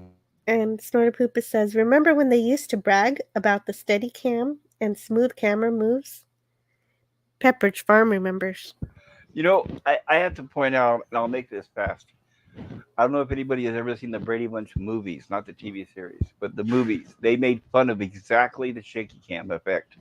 There was a scene where the father Brady went to the cops. I can't remember what it was for, and the camera would show the Mike Brady standing there with a still camera on him, a mid shot, just like in the TV series. And then I remember Richard Belzer played the police officer or the captain or whatever. So when it would show a static shot of Mike Brady standing there, and the camera wouldn't move; it was just locked. And then when it cut to the police captain, it would be shaky and zooming in and out and all that. And it cut back to Mike Brady, and it was still. And then it cut back to the police captain, and it's shaky and zooming in and out and all that. So yeah, that That's kind of movie, funny. yeah, that I, movie pinpointed it right there. I didn't I saw that movie a long time ago when I was a kid. I don't even remember. But that's really cool you noticed that. Well, we're right. It was like another funny joke is they had the little Hmm. Cindy, the little daughter, in the backyard playing around. You can hear birds and music playing, and Yeah. she goes out the fence into the alley, and suddenly you hear gunshots and alarms and police sirens and all that. As soon as she walks out her fence, so it's like Yeah, they showed that of the two different worlds colliding, which I thought was really funny. that is kind of funny. I like that. So Hunger Boy also says back when actors could refine their poses and proper backing blocking was used in shots. Yeah,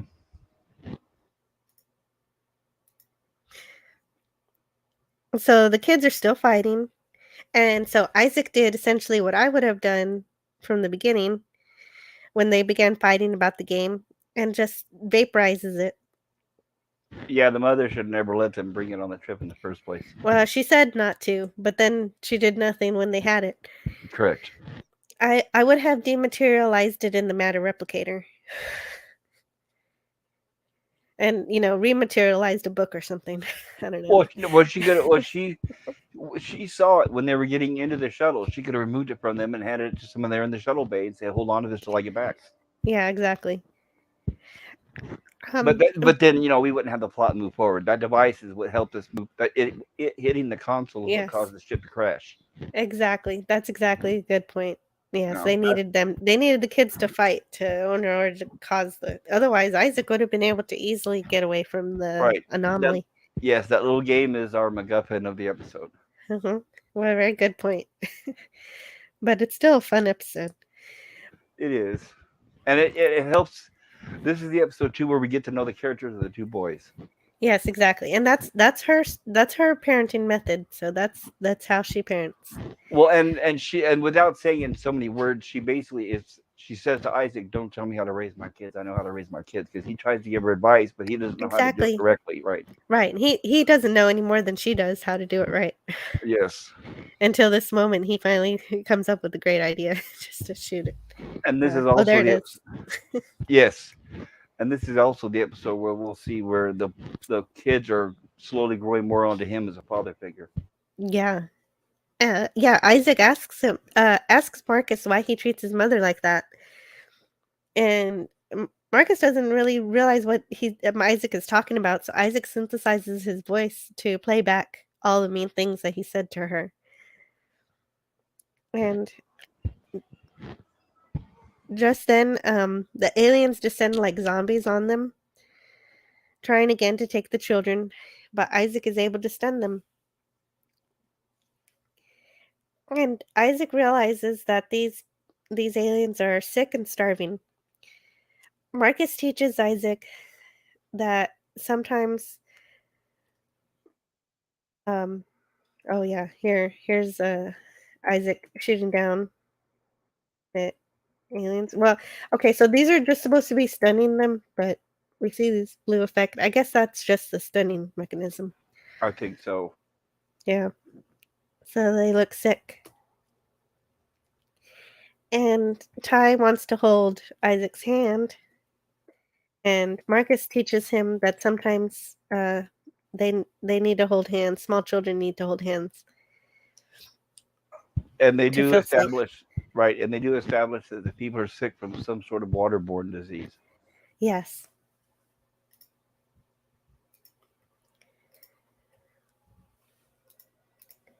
And Hungry Boy says this is what current Trek has reduced us to, using Brady stuff to mock it. Well, that's true. And Snurtpoopus says, take a look at some of the scenes from Das Boot, where they're showing a long, smooth tracking shot down the length of the U-boat set. It was action and yet smooth as a seal. And so Claire is still trying to escape her prison, but the incarcerator returns to try and get her to eat, and he's called Drogon. And Claire tries to explain again that she needs to find her kids, or at least call them, but he won't listen. He knows he has her stuff, but he won't tell her about it. He tells her that the enemy of theirs put something called Palaxis in their water supply, which killed millions and left survivors sick and violent. Having run low on food, they began to eat each other, confirming Isaac's assumption that they wanted to eat the kids. Drogon was basically like a doomsday prepper, and he had enough weapons and water for years. And Dr. Finn pleads that she could find a cure, but he doesn't believe it. So when he goes, she goes back to trying to escape. Right. Yeah, what's funny is it reminds me of the trope of all of the prison escape movies where she's digging this panel and it very invariably comes looser and looser where you can even see sunlight shining through. Yet whenever the guy who's holding her hostage opens the door, he doesn't seem to notice that suddenly the window is becoming more and more apparent. Yes, yes, I noticed that too. Yeah, the captor is so distracted by everything that he doesn't notice this happening. Does he ever It's make it very clear? convenient. Right. Does he ever make? Do they make it clear, or did I miss it? Where is he keeping her there because he truly cares, or is he keeping her there and feeding her because he wants to fatten her up? I I don't. Whoa, that's never really made clear, but he's being very nice for some. Maybe he is trying to do that. Right. He was really I have insisting no on her idea. eat. Yes. He practically Yeah. shoved the food in her face. Yes. Yeah, he did. He did. So, it seems like he's just being nice, trying to keep her safe. But invariably, he's someone who probably hasn't had meat for a very long time. Right. Oh, God. I didn't consider that. That's a good point. So, and like you said earlier, he is an actor. I don't remember his name, I but don't remember his name either, but I remember he's got a bad skin complexion on his face. But he's been in a lot of different things, usually as a heavy. yeah, exactly. He's always playing the bad guy. Um, so so here in the chat, um, Hungry Boy says that he adores Isaac. I adore the rapport with Jill and Pop Culture equally as much. Great analysis team. Different commentary styles, meshing beautifully. Oh, thank you very much. Oh, thank you. That's very sweet of you. And so after learning about the water here, um, what's going on? Oh, what happened is that the slideshow was too big for Google Slides, so I had to make two of them. So now I'm going to have to open the second one here. So I Interesting. have, Okay. yeah, I have to share my screen again and select this slide Sounds good. and share that one. Okay, and press play. So there we go. So after learning about this water, only the audience knows that Ty falling in it is dangerous. And so Marcus helps him up. And back on the ship, Lamar does well to read the stars, so they make it to where Claire's shuttle was, but they can't find it. They can only find the spatial fold. So they realize they have to go through it. And Gordon says that back at the academy, they called it a glory hole, but uh, Captain Mercer says only you called it that. And and Bortus takes this as the name for this anomaly now, just as a matter of fact. Now that's what it's called. So Alara confirms that the shuttle's ion trail goes through it. And Kelly makes a great point that it could lead them to end up inside a planet or a star, but Ed believes that risk to be small enough due to the emptiness of most of space, and they make it to the other side with some hull fractures and some overloaded power conduits. And Lamar confirms what we learned earlier, that they are now in uncharted space. And Alara can't detect the distress signal because Isaac can't send one because he still can't power up the ship. And So, there are several moons, so they're basically saying that it would take a long time to search for them. yes, exactly. That's what we see here. Lamar finds a near star system where they have 32 moons, so they have to begin searching them one by one.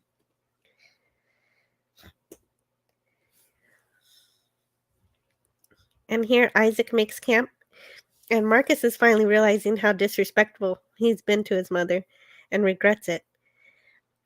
And Isaac learns a lot about emotions in this episode because he recognizes this as a concern and tells them that there's a good chance she's alive because there's no sign of any blood or severed limbs in the shuttle. Ty asks for a story, and Isaac basically recaps the entire story in a couple of lines. And Marcus is like, I hate that story. Right. It was not a. It did not have a happy ending. Right. no, no, it just cuts off right in the middle of the episode. But then Ty asks for Peter Rabbit in his mom's voice. And I agree with Marcus that that's kind of creepy, but it comforts Ty and ends up comforting Marcus too. And they I both thought it fall was an asleep. excellent scene. I thought it was very well done. I liked that. It was a nice Oh, touch. yes, because as Isaac is telling the story, we see Claire working to figure out how to get through the window, and she figures how high she is and um, begins to come up with her escape plan. In the oh yeah, that's when she realizes how high she is. And in the morning, it's revealed that Ty is very sick from the water he swallowed in the stream, and that's no good to see. Poor baby. So at this point, she's getting pretty desperate. Claire, being stuck in there. So she gives herself an injury that would need treatment for that could give her that she says could make her sick if she doesn't get help. She calls for Drogon because she can't open the door herself here. She tries one more time to ask to be let go, but he still decides to be the one to go to her shuttle for the medical supplies for her. Um, this at You know, least gets it does him. make sense because he knows that she'll be mobbed by all those people out there. So that's why I was wondering, does he really truly care about her? He could. This is an indication that he does actually care. Otherwise he wouldn't make any attempt to do this at all. Yeah. So, He could just and, simply say, "All right, go then. Go. You want to ask for your own fate? Go. Go ahead. I'm not going to help you." He yeah, could easily say that. he could. He doesn't though. He So doesn't this seem to is have any other companions. He seems to be living there alone. yeah. She mentions that if you don't get this for me, I'll probably die and you'll be alone again. You're right. So So, this method helps to get him out of the way. right. Um, so she opens the window, and we know how scared she is from being up. Um, we know about her fear of heights from the episode about the bioship. That is true. Yeah. So so she overcomes that for her kids. Obviously, she crawls through the window to the other side of the ledge, and oh yeah, this is where she makes a bandage for her arm and crawls through the window. And she ends up in his storage area back here, where she finds her comm scanner. And she calls her kids and asks for Isaac's coordinates, and he suggests they meet up at the crash site. Presumably, they can send each other coordinates um, this way.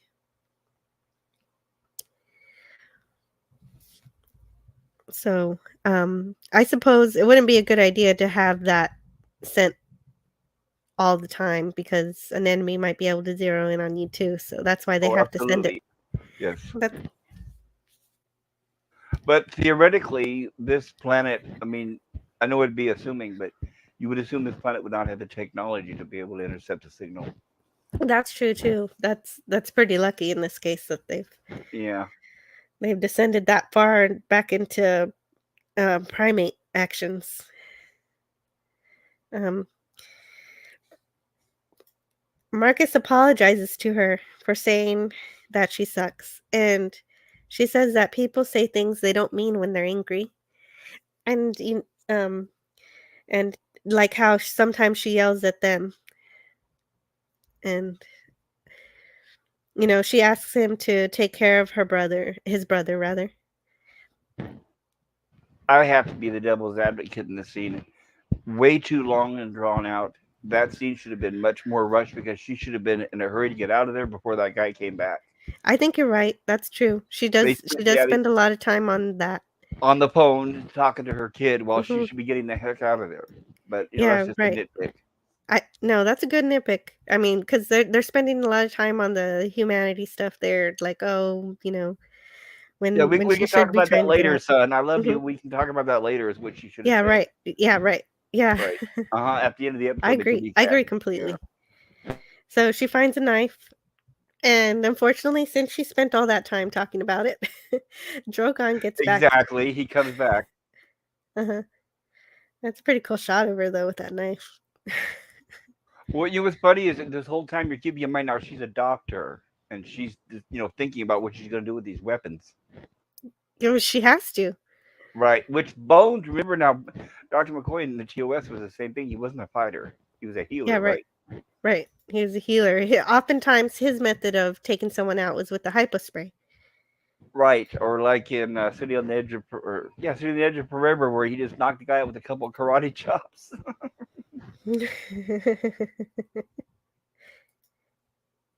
Well, he was in a different state of mind in that episode. Right. But it all comes down to you remember how that's how they invented the Vulcan nerve pinch, right? Is because the episode was first written where they were Correct. supposed to hit. It was the bad Kirk, the good Kirk, and the bad Kirk, and they were supposed to hit him over the head with something. And Leonard Nimoy said that doesn't sound like something a Vulcan would do, so that's why they came up with the nerve pinch. Yes, right. Yes. Leonard Nimoy was very much a big part of making Vulcans what they are today. Absolutely. I love him. And Starpupus Cuber says something is. Oh, Alara was my second favorite character. Every moment of her on screen was a treat. She's the anti-Raffi. And Surapoopa Scuba agrees that she's cute as a button, strong as an ox, the perfect date. Yep, independent. And Hungry Boy says, um, and with massive empathy, cannot agree more. Can't wait for Jill and Pop to review the Lars focus episodes. We've done one so far with Command Performance, but there will be more. And Captain Marty Spock's finally having his coffee. At last. Funny, when I get angry, I finally say the things I do mean. That is true, you do. When I'm in a good mood, I'm completely disingenuous. Oh, says Captain Marty Spock. And Hungry Boy says, I agree with Pop for an alternative reason. I hate seeing kids in jeopardy, so I want those moments to move on to fixing the danger. Yes, I agree. I agree with that too. And Darius says, tell me lies, tell me sweet lies, to Captain Marty Spock. And the Hungry Boy says, she is. Look at all the concern she has for other people and how little she degrades others. Oh, yeah, about Alara. But yes, right now, um, unfortunately, Drogon gets back too soon before she escapes, and it's a shame that she has to do this, but she has to get back to her kids. She's Yeah, tried I was multiple. thinking about this, right. She's tried multiple times to ask to be let go, but with someone that strong, she knows she can't risk a physical confrontation with him. And I know a lot of people find this part contentious that she has to stab him to get away, but not even just stabbing works because he continues to struggle with her. And you have to see that he doesn't relent when she does this. So she's forced to reach into his jacket for his gun. And he hits her hard, sending her across the room, magnifying that physical disparity. And, maybe someone stronger could have just knocked him out, but she doesn't have that option. So I'm not sure why so many people don't see that shooting him is her only choice. It's the only thing she could have done to get away, other than, not having such a long conversation on the phone. Well, I agree with that. I agree that there was no other way to stop him because he was physically much stronger than her. It's just I think what a lot of people were surprised is because to see a doctor just suddenly do it so quickly, and without standing there and taking time to think about it. Yeah, right. Which, Well, right, but by watching the episode, they don't exactly say it, but I'm sure she would have thought about that while sitting in the cell for several hours, right? She would have been yeah, contemplating all of this. I'm sure it did. I'm sure it did cross her mind, but right now she's not in doctor mode. She's in mother mode. Right, She's survival in and get mother out of bear their mode. mode, right? Whatever it takes, yes. So I do agree. But what's funny is a line that she says later kind of contradicts, but it was good for a laugh. Oh, right, right, right. We value life, so keep this on Stan. Yes, I yes, think I think that's kind of an inside joke. If you're paying attention to the episode about this scene right here. right. Like, do as I say, not as I do. But but but she had to. She really did, and I stand up for that. Yes, I agree. And she ends up having to take out another alien who of course wants to eat her. And she takes a sample from this alien. She takes a sample of his blood because she knows he's infected with illness. So several more, however, are on her trail. And did But they establish where she got that medical bag? uh, I'm just guessing she got it with the rest of her supplies that were taken from her by the captor. Yeah, I tried to remember when they saw her pick up the bag, but I don't remember seeing. But No, anyway, no, never she mind. never physically picks up the bag. That is an absolutely brilliant observation that I just pretended not to notice, but I guess I should have done my due diligence and added that in there. But Yeah, you I'm didn't glad that notice, you but did your it for me. brain did. Yeah, I fill in the blanks for for episodes I like, for things I like. I tend to sometimes have a bit of blinders on sometimes. Well, they can't show every little detail, so yeah, it's Hmm. understandable. We have 1 hour to tell the whole story, so yeah. Right, and that's not going to be a problem for this coming third season. They're going to have like 70-minute episodes. I hear like really long episodes. Oh, I So hadn't that's heard gonna be that. fun. They don't have to worry about commercials now. I mean, Hulu's gonna Hopefully, put there in won't be. commercials. Um, So, yeah, so that's gonna be fun. I'm really excited for season 3 for that reason also, that they don't have to cut anything. They get to tell the full story that they want. And, I think you were gonna say something, Pop Culture, and you got cut out there. Are you Um, okay? no, I'm fine. Oh, Yeah, no. okay. Just checking. And so she reunites with her kids and, of course, immediately checks on Ty. And he's got a fever, his pulse is off, and his blood pressure's bad. Everything's bad. And so we never get to see how Isaac extracts and prepares this Dysonium, but we see him here in the final stage, able to power the ship with it. And he activates the distress beacon. And it turns out the Dysonium was only enough power to send out a signal for a few seconds. Isaac cautions that it could take the Orville weeks to get there through normal space, which is only a couple of weeks for 1,000 light years. Well, he's assuming that if they don't go through that gravitational anomaly, he's saying by Yeah, regular speed. right. But that seems really fast. 1,000 light years, a couple of weeks. I haven't done the math on that yet, but that feels like it's faster than Star Trek ships. But Oh, I'll have to do the math later. I'll come back some other time. right. Maybe in the next episode, I'll explain. Right. You know how geeks are. There's probably somebody out there on the internet who has a stream based on that, right? Yeah, I'm sure somebody's already done this. This has been out for 5 years. Someone's had to have figured this out already, but I'm Right. going to do it Compare too. Star Trek warp And speed to the Orville. What do they call it mhm, on Orville? It's uh, not warp. It's not hyperspeed, is it? I can't no, it's remember. not hyperspeed either. I don't know. I mean, I'll have to look that up too. I think that's pretty funny that Seth would make his ships faster. I'm pretty sure that's faster than Star Trek. Isaac uses what he learns earlier, and upon hearing that it could take a couple weeks, Claire is devastated because that's not enough time for her son to get help. And so Isaac uses what he learned earlier and holds her hand to help her through it.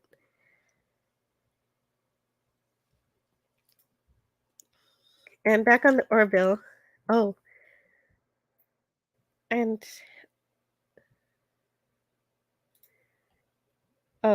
Captain Marty Spock to Darius says, "Tell me truth. Tell me harsh little truths," to Darius. And Hungry Boy says to Captain Marty Spock, "You are so Ian Jury on his best day." And Captain Marty Spock says to hit me with your rhythm stick. Okay. And Hungry Boy says 70 minutes is really a perfect screen time. Yes.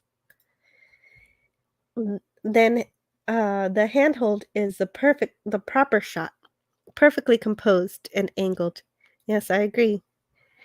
And Alara finds the distress signal, and Gordon prepares a shuttle, and they detect all of the aliens descending upon Isaac and Claire and the kids. And even Isaac can't keep up with how many aliens are attacking, so he needs Dr. Finn to help, and Marcus decides to help. He steps up, and he actually becomes a good shot very quickly. Like at first, he doesn't know how to.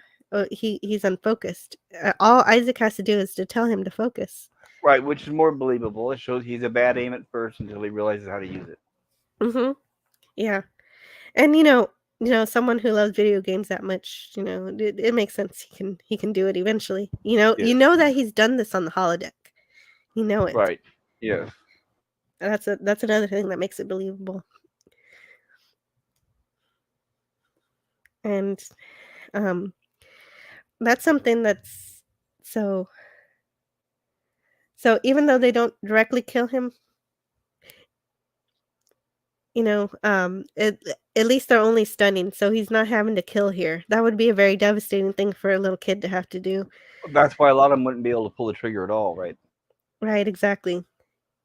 So luckily the Orville gets there in time to save them, and even the Orville doesn't directly kill these aliens, but fires shots around them to scare them, Yeah, I which was going to works. ask about this. So apparently they've established here that the shuttles are armed. That's a shuttle Yes. that was firing. Yes, the shuttle has weapons. When did And they introduce that in Star Trek? They did it in the original series. no, the original series, I don't think the shuttles had weapons. I What don't think about so. TNG? TNG. I think I they was do. wondering that. TNG Do shuttles. they have shields in TNG? You Yes, know? yes, they absolutely have shields.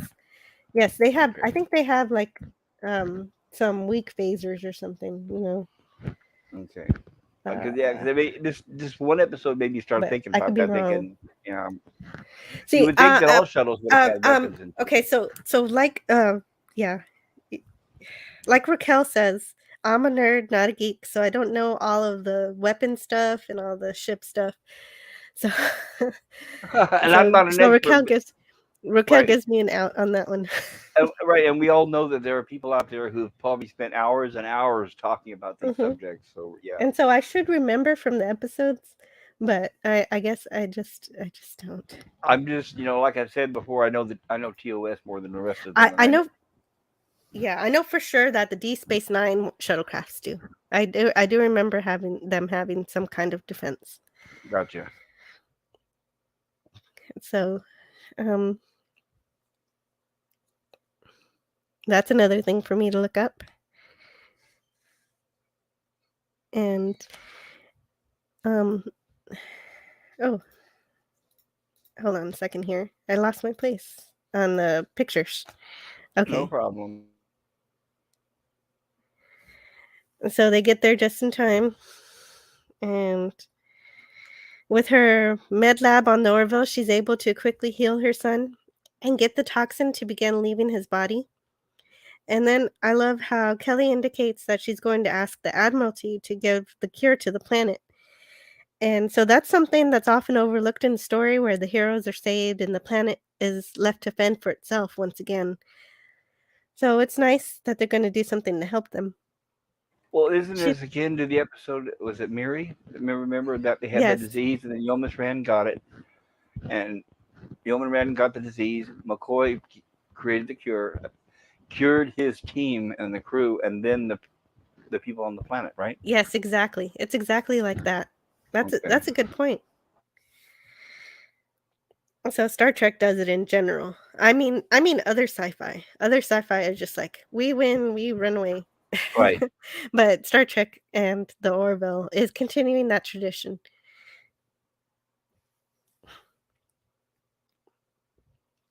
And so she thanks Isaac for all of his help with the kids, and he thanks her for being able to observe them. And he says, "Your children are unruly, disrespectful, volatile, and highly unpredictable," and that he's fond of them anyway. And Hungry Boy says, "We must apologize to Jill for making fossil pop music jokes from the good old days." Oh, never show a kid having to kill someone. Thank God the Orville knows the line not to cross. Yeah, I And don't think they'd want to show that. Captain Marty Spock says, "Acknowledged. Jill may be unfamiliar with the musical and lyrical stylings of Mr. Jury and the Blockheads." And they're correct, but I love to learn new things, so maybe I'll go check that out. Hungry Boy says, "We win, we run away." Oh my goodness. My laughter rang off the walls with that. So while during the filming of this episode, um actors BJ Tanner, Marcus, and Kai Wenner Tai, so those are the kids, they found themselves sapped of energy at the end of each day. And to keep them focused, McFarlane would give directions to the children and Peter Griffin's voice from Family Guy. Oh, that's interesting. That's very cool. Yeah, yeah, that was a cool little trivia. So, what did you think of this episode, Pop Culture Curator? What were some of your favorite parts? And anyone in the chat, too. I enjoyed it because, in my opinion, this is the episode where, like I mentioned earlier, we get more familiar with the kids. We learn they're not brats. They're actually good kids. And I think this is our first time where we get to meet Isaac, where he I don't know. I like I don't know why I keep making the comparison to Data. I just like Isaac's character better. Data was just acting too desperate to get attention, and I like Isaac's character. He's cool and he's logical. He's kind of like Spock and Data rolled into one, I guess. I'm not really sure, but Well, I happen to love Data, but it's okay that you don't. And well, I think it's the corny jokes that they always put him in awkward well, situations for well, laughs. okay, most of those corny jokes were at the beginning of the series, so I get that they could be extremely annoying. I get Yeah, that. I agree completely. But they taper off of that after a while, they do, and and we're they starting to stop see doing that. yeah, and this is the episode, excuse me, where we start to see the bond of this family growing, and where Isaac is starting to become, like she says at the end of the episode, "Welcome to the family," where you could tell he stops and pauses and thinks about that. He's never had someone ask him to be part of the family before. And I thought that was really a good touch. Yeah, exactly. I agree completely. That is pretty cool. And I'm just sharing in the chat here Captain Marty Spock's Yes, thank channel, you. Captain Cockney Spock's channel. Sub to Captain And Cockney Spock, everybody. He's got some excellent, interesting topics. He'll always keep you entertained. You'll never be disappointed. yeah, he has such a never-ending stream of consciousness, and you never know where he's going to go next, whether he's talking about myriad of 11. I think right now he says he has 11 different topics that he goes over. He's got a live stream that's going to be going on today of Reservoir Dogs. If anybody wants to check that out, I'll plug Oh it as well. yeah. Oh yeah. Are you he's doing maybe a live stream? Is he doing a watch party on that? I don't know. It's a Or is sync just kind of thing where he tells everybody, okay, everybody put your Blu-rays in and push play. It's that kind of thing, oh, okay, okay, okay. right? That's Rather pretty than going cool. through a web-based streamer, right? Which is good. It's more reliable. Mhm. That makes sense. Thank you for that Mm, link. you're welcome. I'm just grabbing everybody that I remember was here and putting them in the chat here because I'm all done with the review for today. And once again, I Um, had a blast. yeah, yeah, yeah. That was a lot of fun. I'm almost running up against the time I need to go get my kid here. Okay. Yeah, my own kid, and luckily I'm not rescuing him from anything. Just rescuing him from school.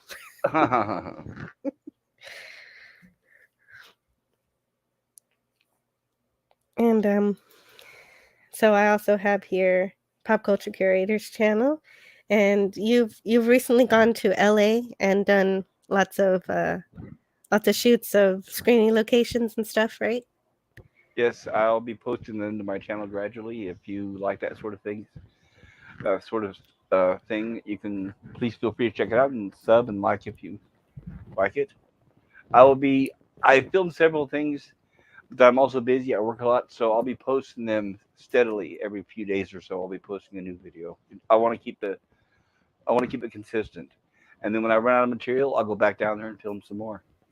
I'll be Oh, covering right. other topics as well. That sounds really exciting. Yeah, it is. It's fun. I had a good time. Thank you. I thought I had Nerdporo Lifeform's link, but I guess I don't. I know he has a channel, so I'm just gonna grab it here. Yeah, he said he had just streamed before on the Orville. Yeah, yeah, he did a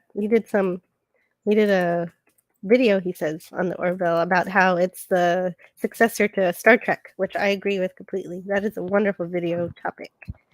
It came out right when we needed it, basically, Mhm. and that's why we need it so desperately now. It needs to hurt and come back and stay.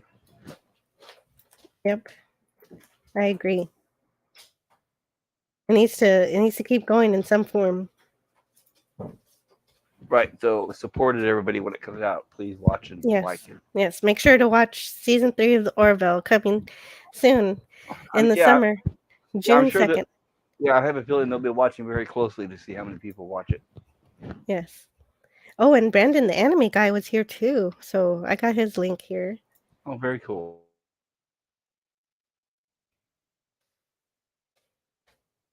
And so we also had LDG here today, who has a great channel where he helps people out with their technical issues and also just hangs out, and, Yep. at all hours. He gets a lot of interesting guests on his stream, so yeah, it's definitely worth Oh, checking out. I know. Yeah, I agree completely. And Captain Marty Spock says today is time travel Tuesday, and we're gonna have some shower sounds until the end of the stream. That's okay.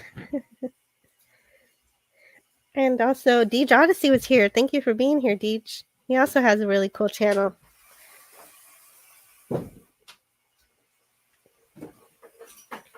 And Hungry Boy says, Q killed any enjoyment of time travel for me. Oh, Sorry to hear that. yeah, I'm sorry to hear that. Well, that isn't our Q. That's another Q from another Oh, you talking about the reality. recent Q from Yeah, the the Picard? curtain Ugh. truck Q. Yeah, Yeah, I've heard some bad things about that. No thanks. yeah, it's awful. It's awful. No, but like I said earlier, people they're out there reviewing it just for clicks. Hmm. Which is giving it Well, I'm advertisement to reviewing go it well. too, but I Oh, don't call it sorry. though. I don't call it.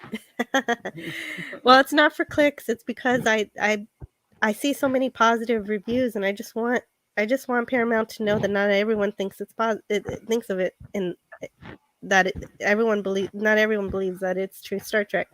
Well, But I'll be but I honest. I Go ahead.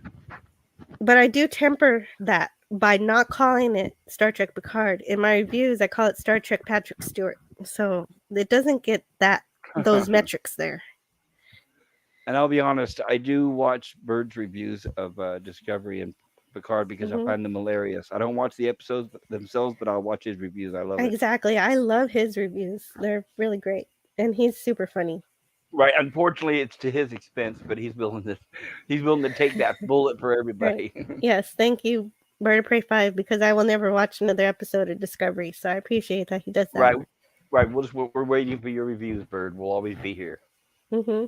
And Captain Marty Spock says, today we'll go back to the basics and ask, why are we even interested in time travel? And here's the link to Nerdporo Lifeforms channel. So go check out his Orville video. And also sub to Philip Gaming. He knows all things about gaming and is a real actor. He does background acting and stuff. Yeah, he was in the Orville. He was in one He of these was in the episodes we watched Orville. today. Yes. He was in majority role. I wonder if he was in any other episodes of the Orville. That is really awesome. Yes, it is. Yes, it is. And also sub to Brandon the Anime Guy for all your anime needs. Oh, and Darius Munchausen posts Hungry Boys channel. Thank you. Wow. And Hungry Boy says, if it always results in a causality loop or a cheap plot excuse, And why here we bother? go. Here we go on to our fourth hour. Why bother with time Just travel at all? kidding. Right. Yeah, I know. I need to go. I gotta go in like a couple Well, minutes. right. And Hungry for Decent Joke, if you're not a sub to Captain's channel, I highly advise it. He will definitely honor you with discussion of time travel at any time. Yeah, I think Hungry Boy's been to Captain Marty Spock's channel. He knows. And He's a okay, wealth of the information filthy of time Q. travel, yes. Yes, yes. He's got a The poster to prove it. And so I Love Food said it was a good stream. Thank you very much, I Love Food. Thank you. And Captain Marty Spock says, excellent question. First answer is there also multiple timelines like in Back to the Future? But yes, plot contrivances, time travel stories are best avoided. Yes. And Captain Marty Spock says, but there are stories that get it just so right. Like 12 Monkeys.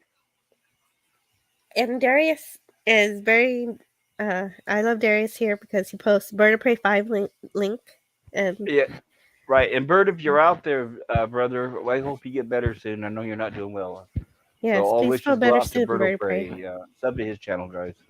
Yeah, he does fantastic reviews and lots of fun stuff, his bed life and everything. And his mother is sweet and very hilarious. Hmm. Yeah, hilarious. His mother is funny, and that's where he gets it from. He's funny too. And Hungry Boy says, "Oh wow, thank you to Darius." And that's all I have for today for the Orville. And Next week, we'll have the episodes 9 and 10 from season 1 called Cupid's Dagger and Firestorm. So be here for that next week. Yes, thank you, everybody. I had such a great time. Thank you, Jill. Once again, it was an honor. You're welcome. And we'll see you all next time. Goodbye. Take care, everybody.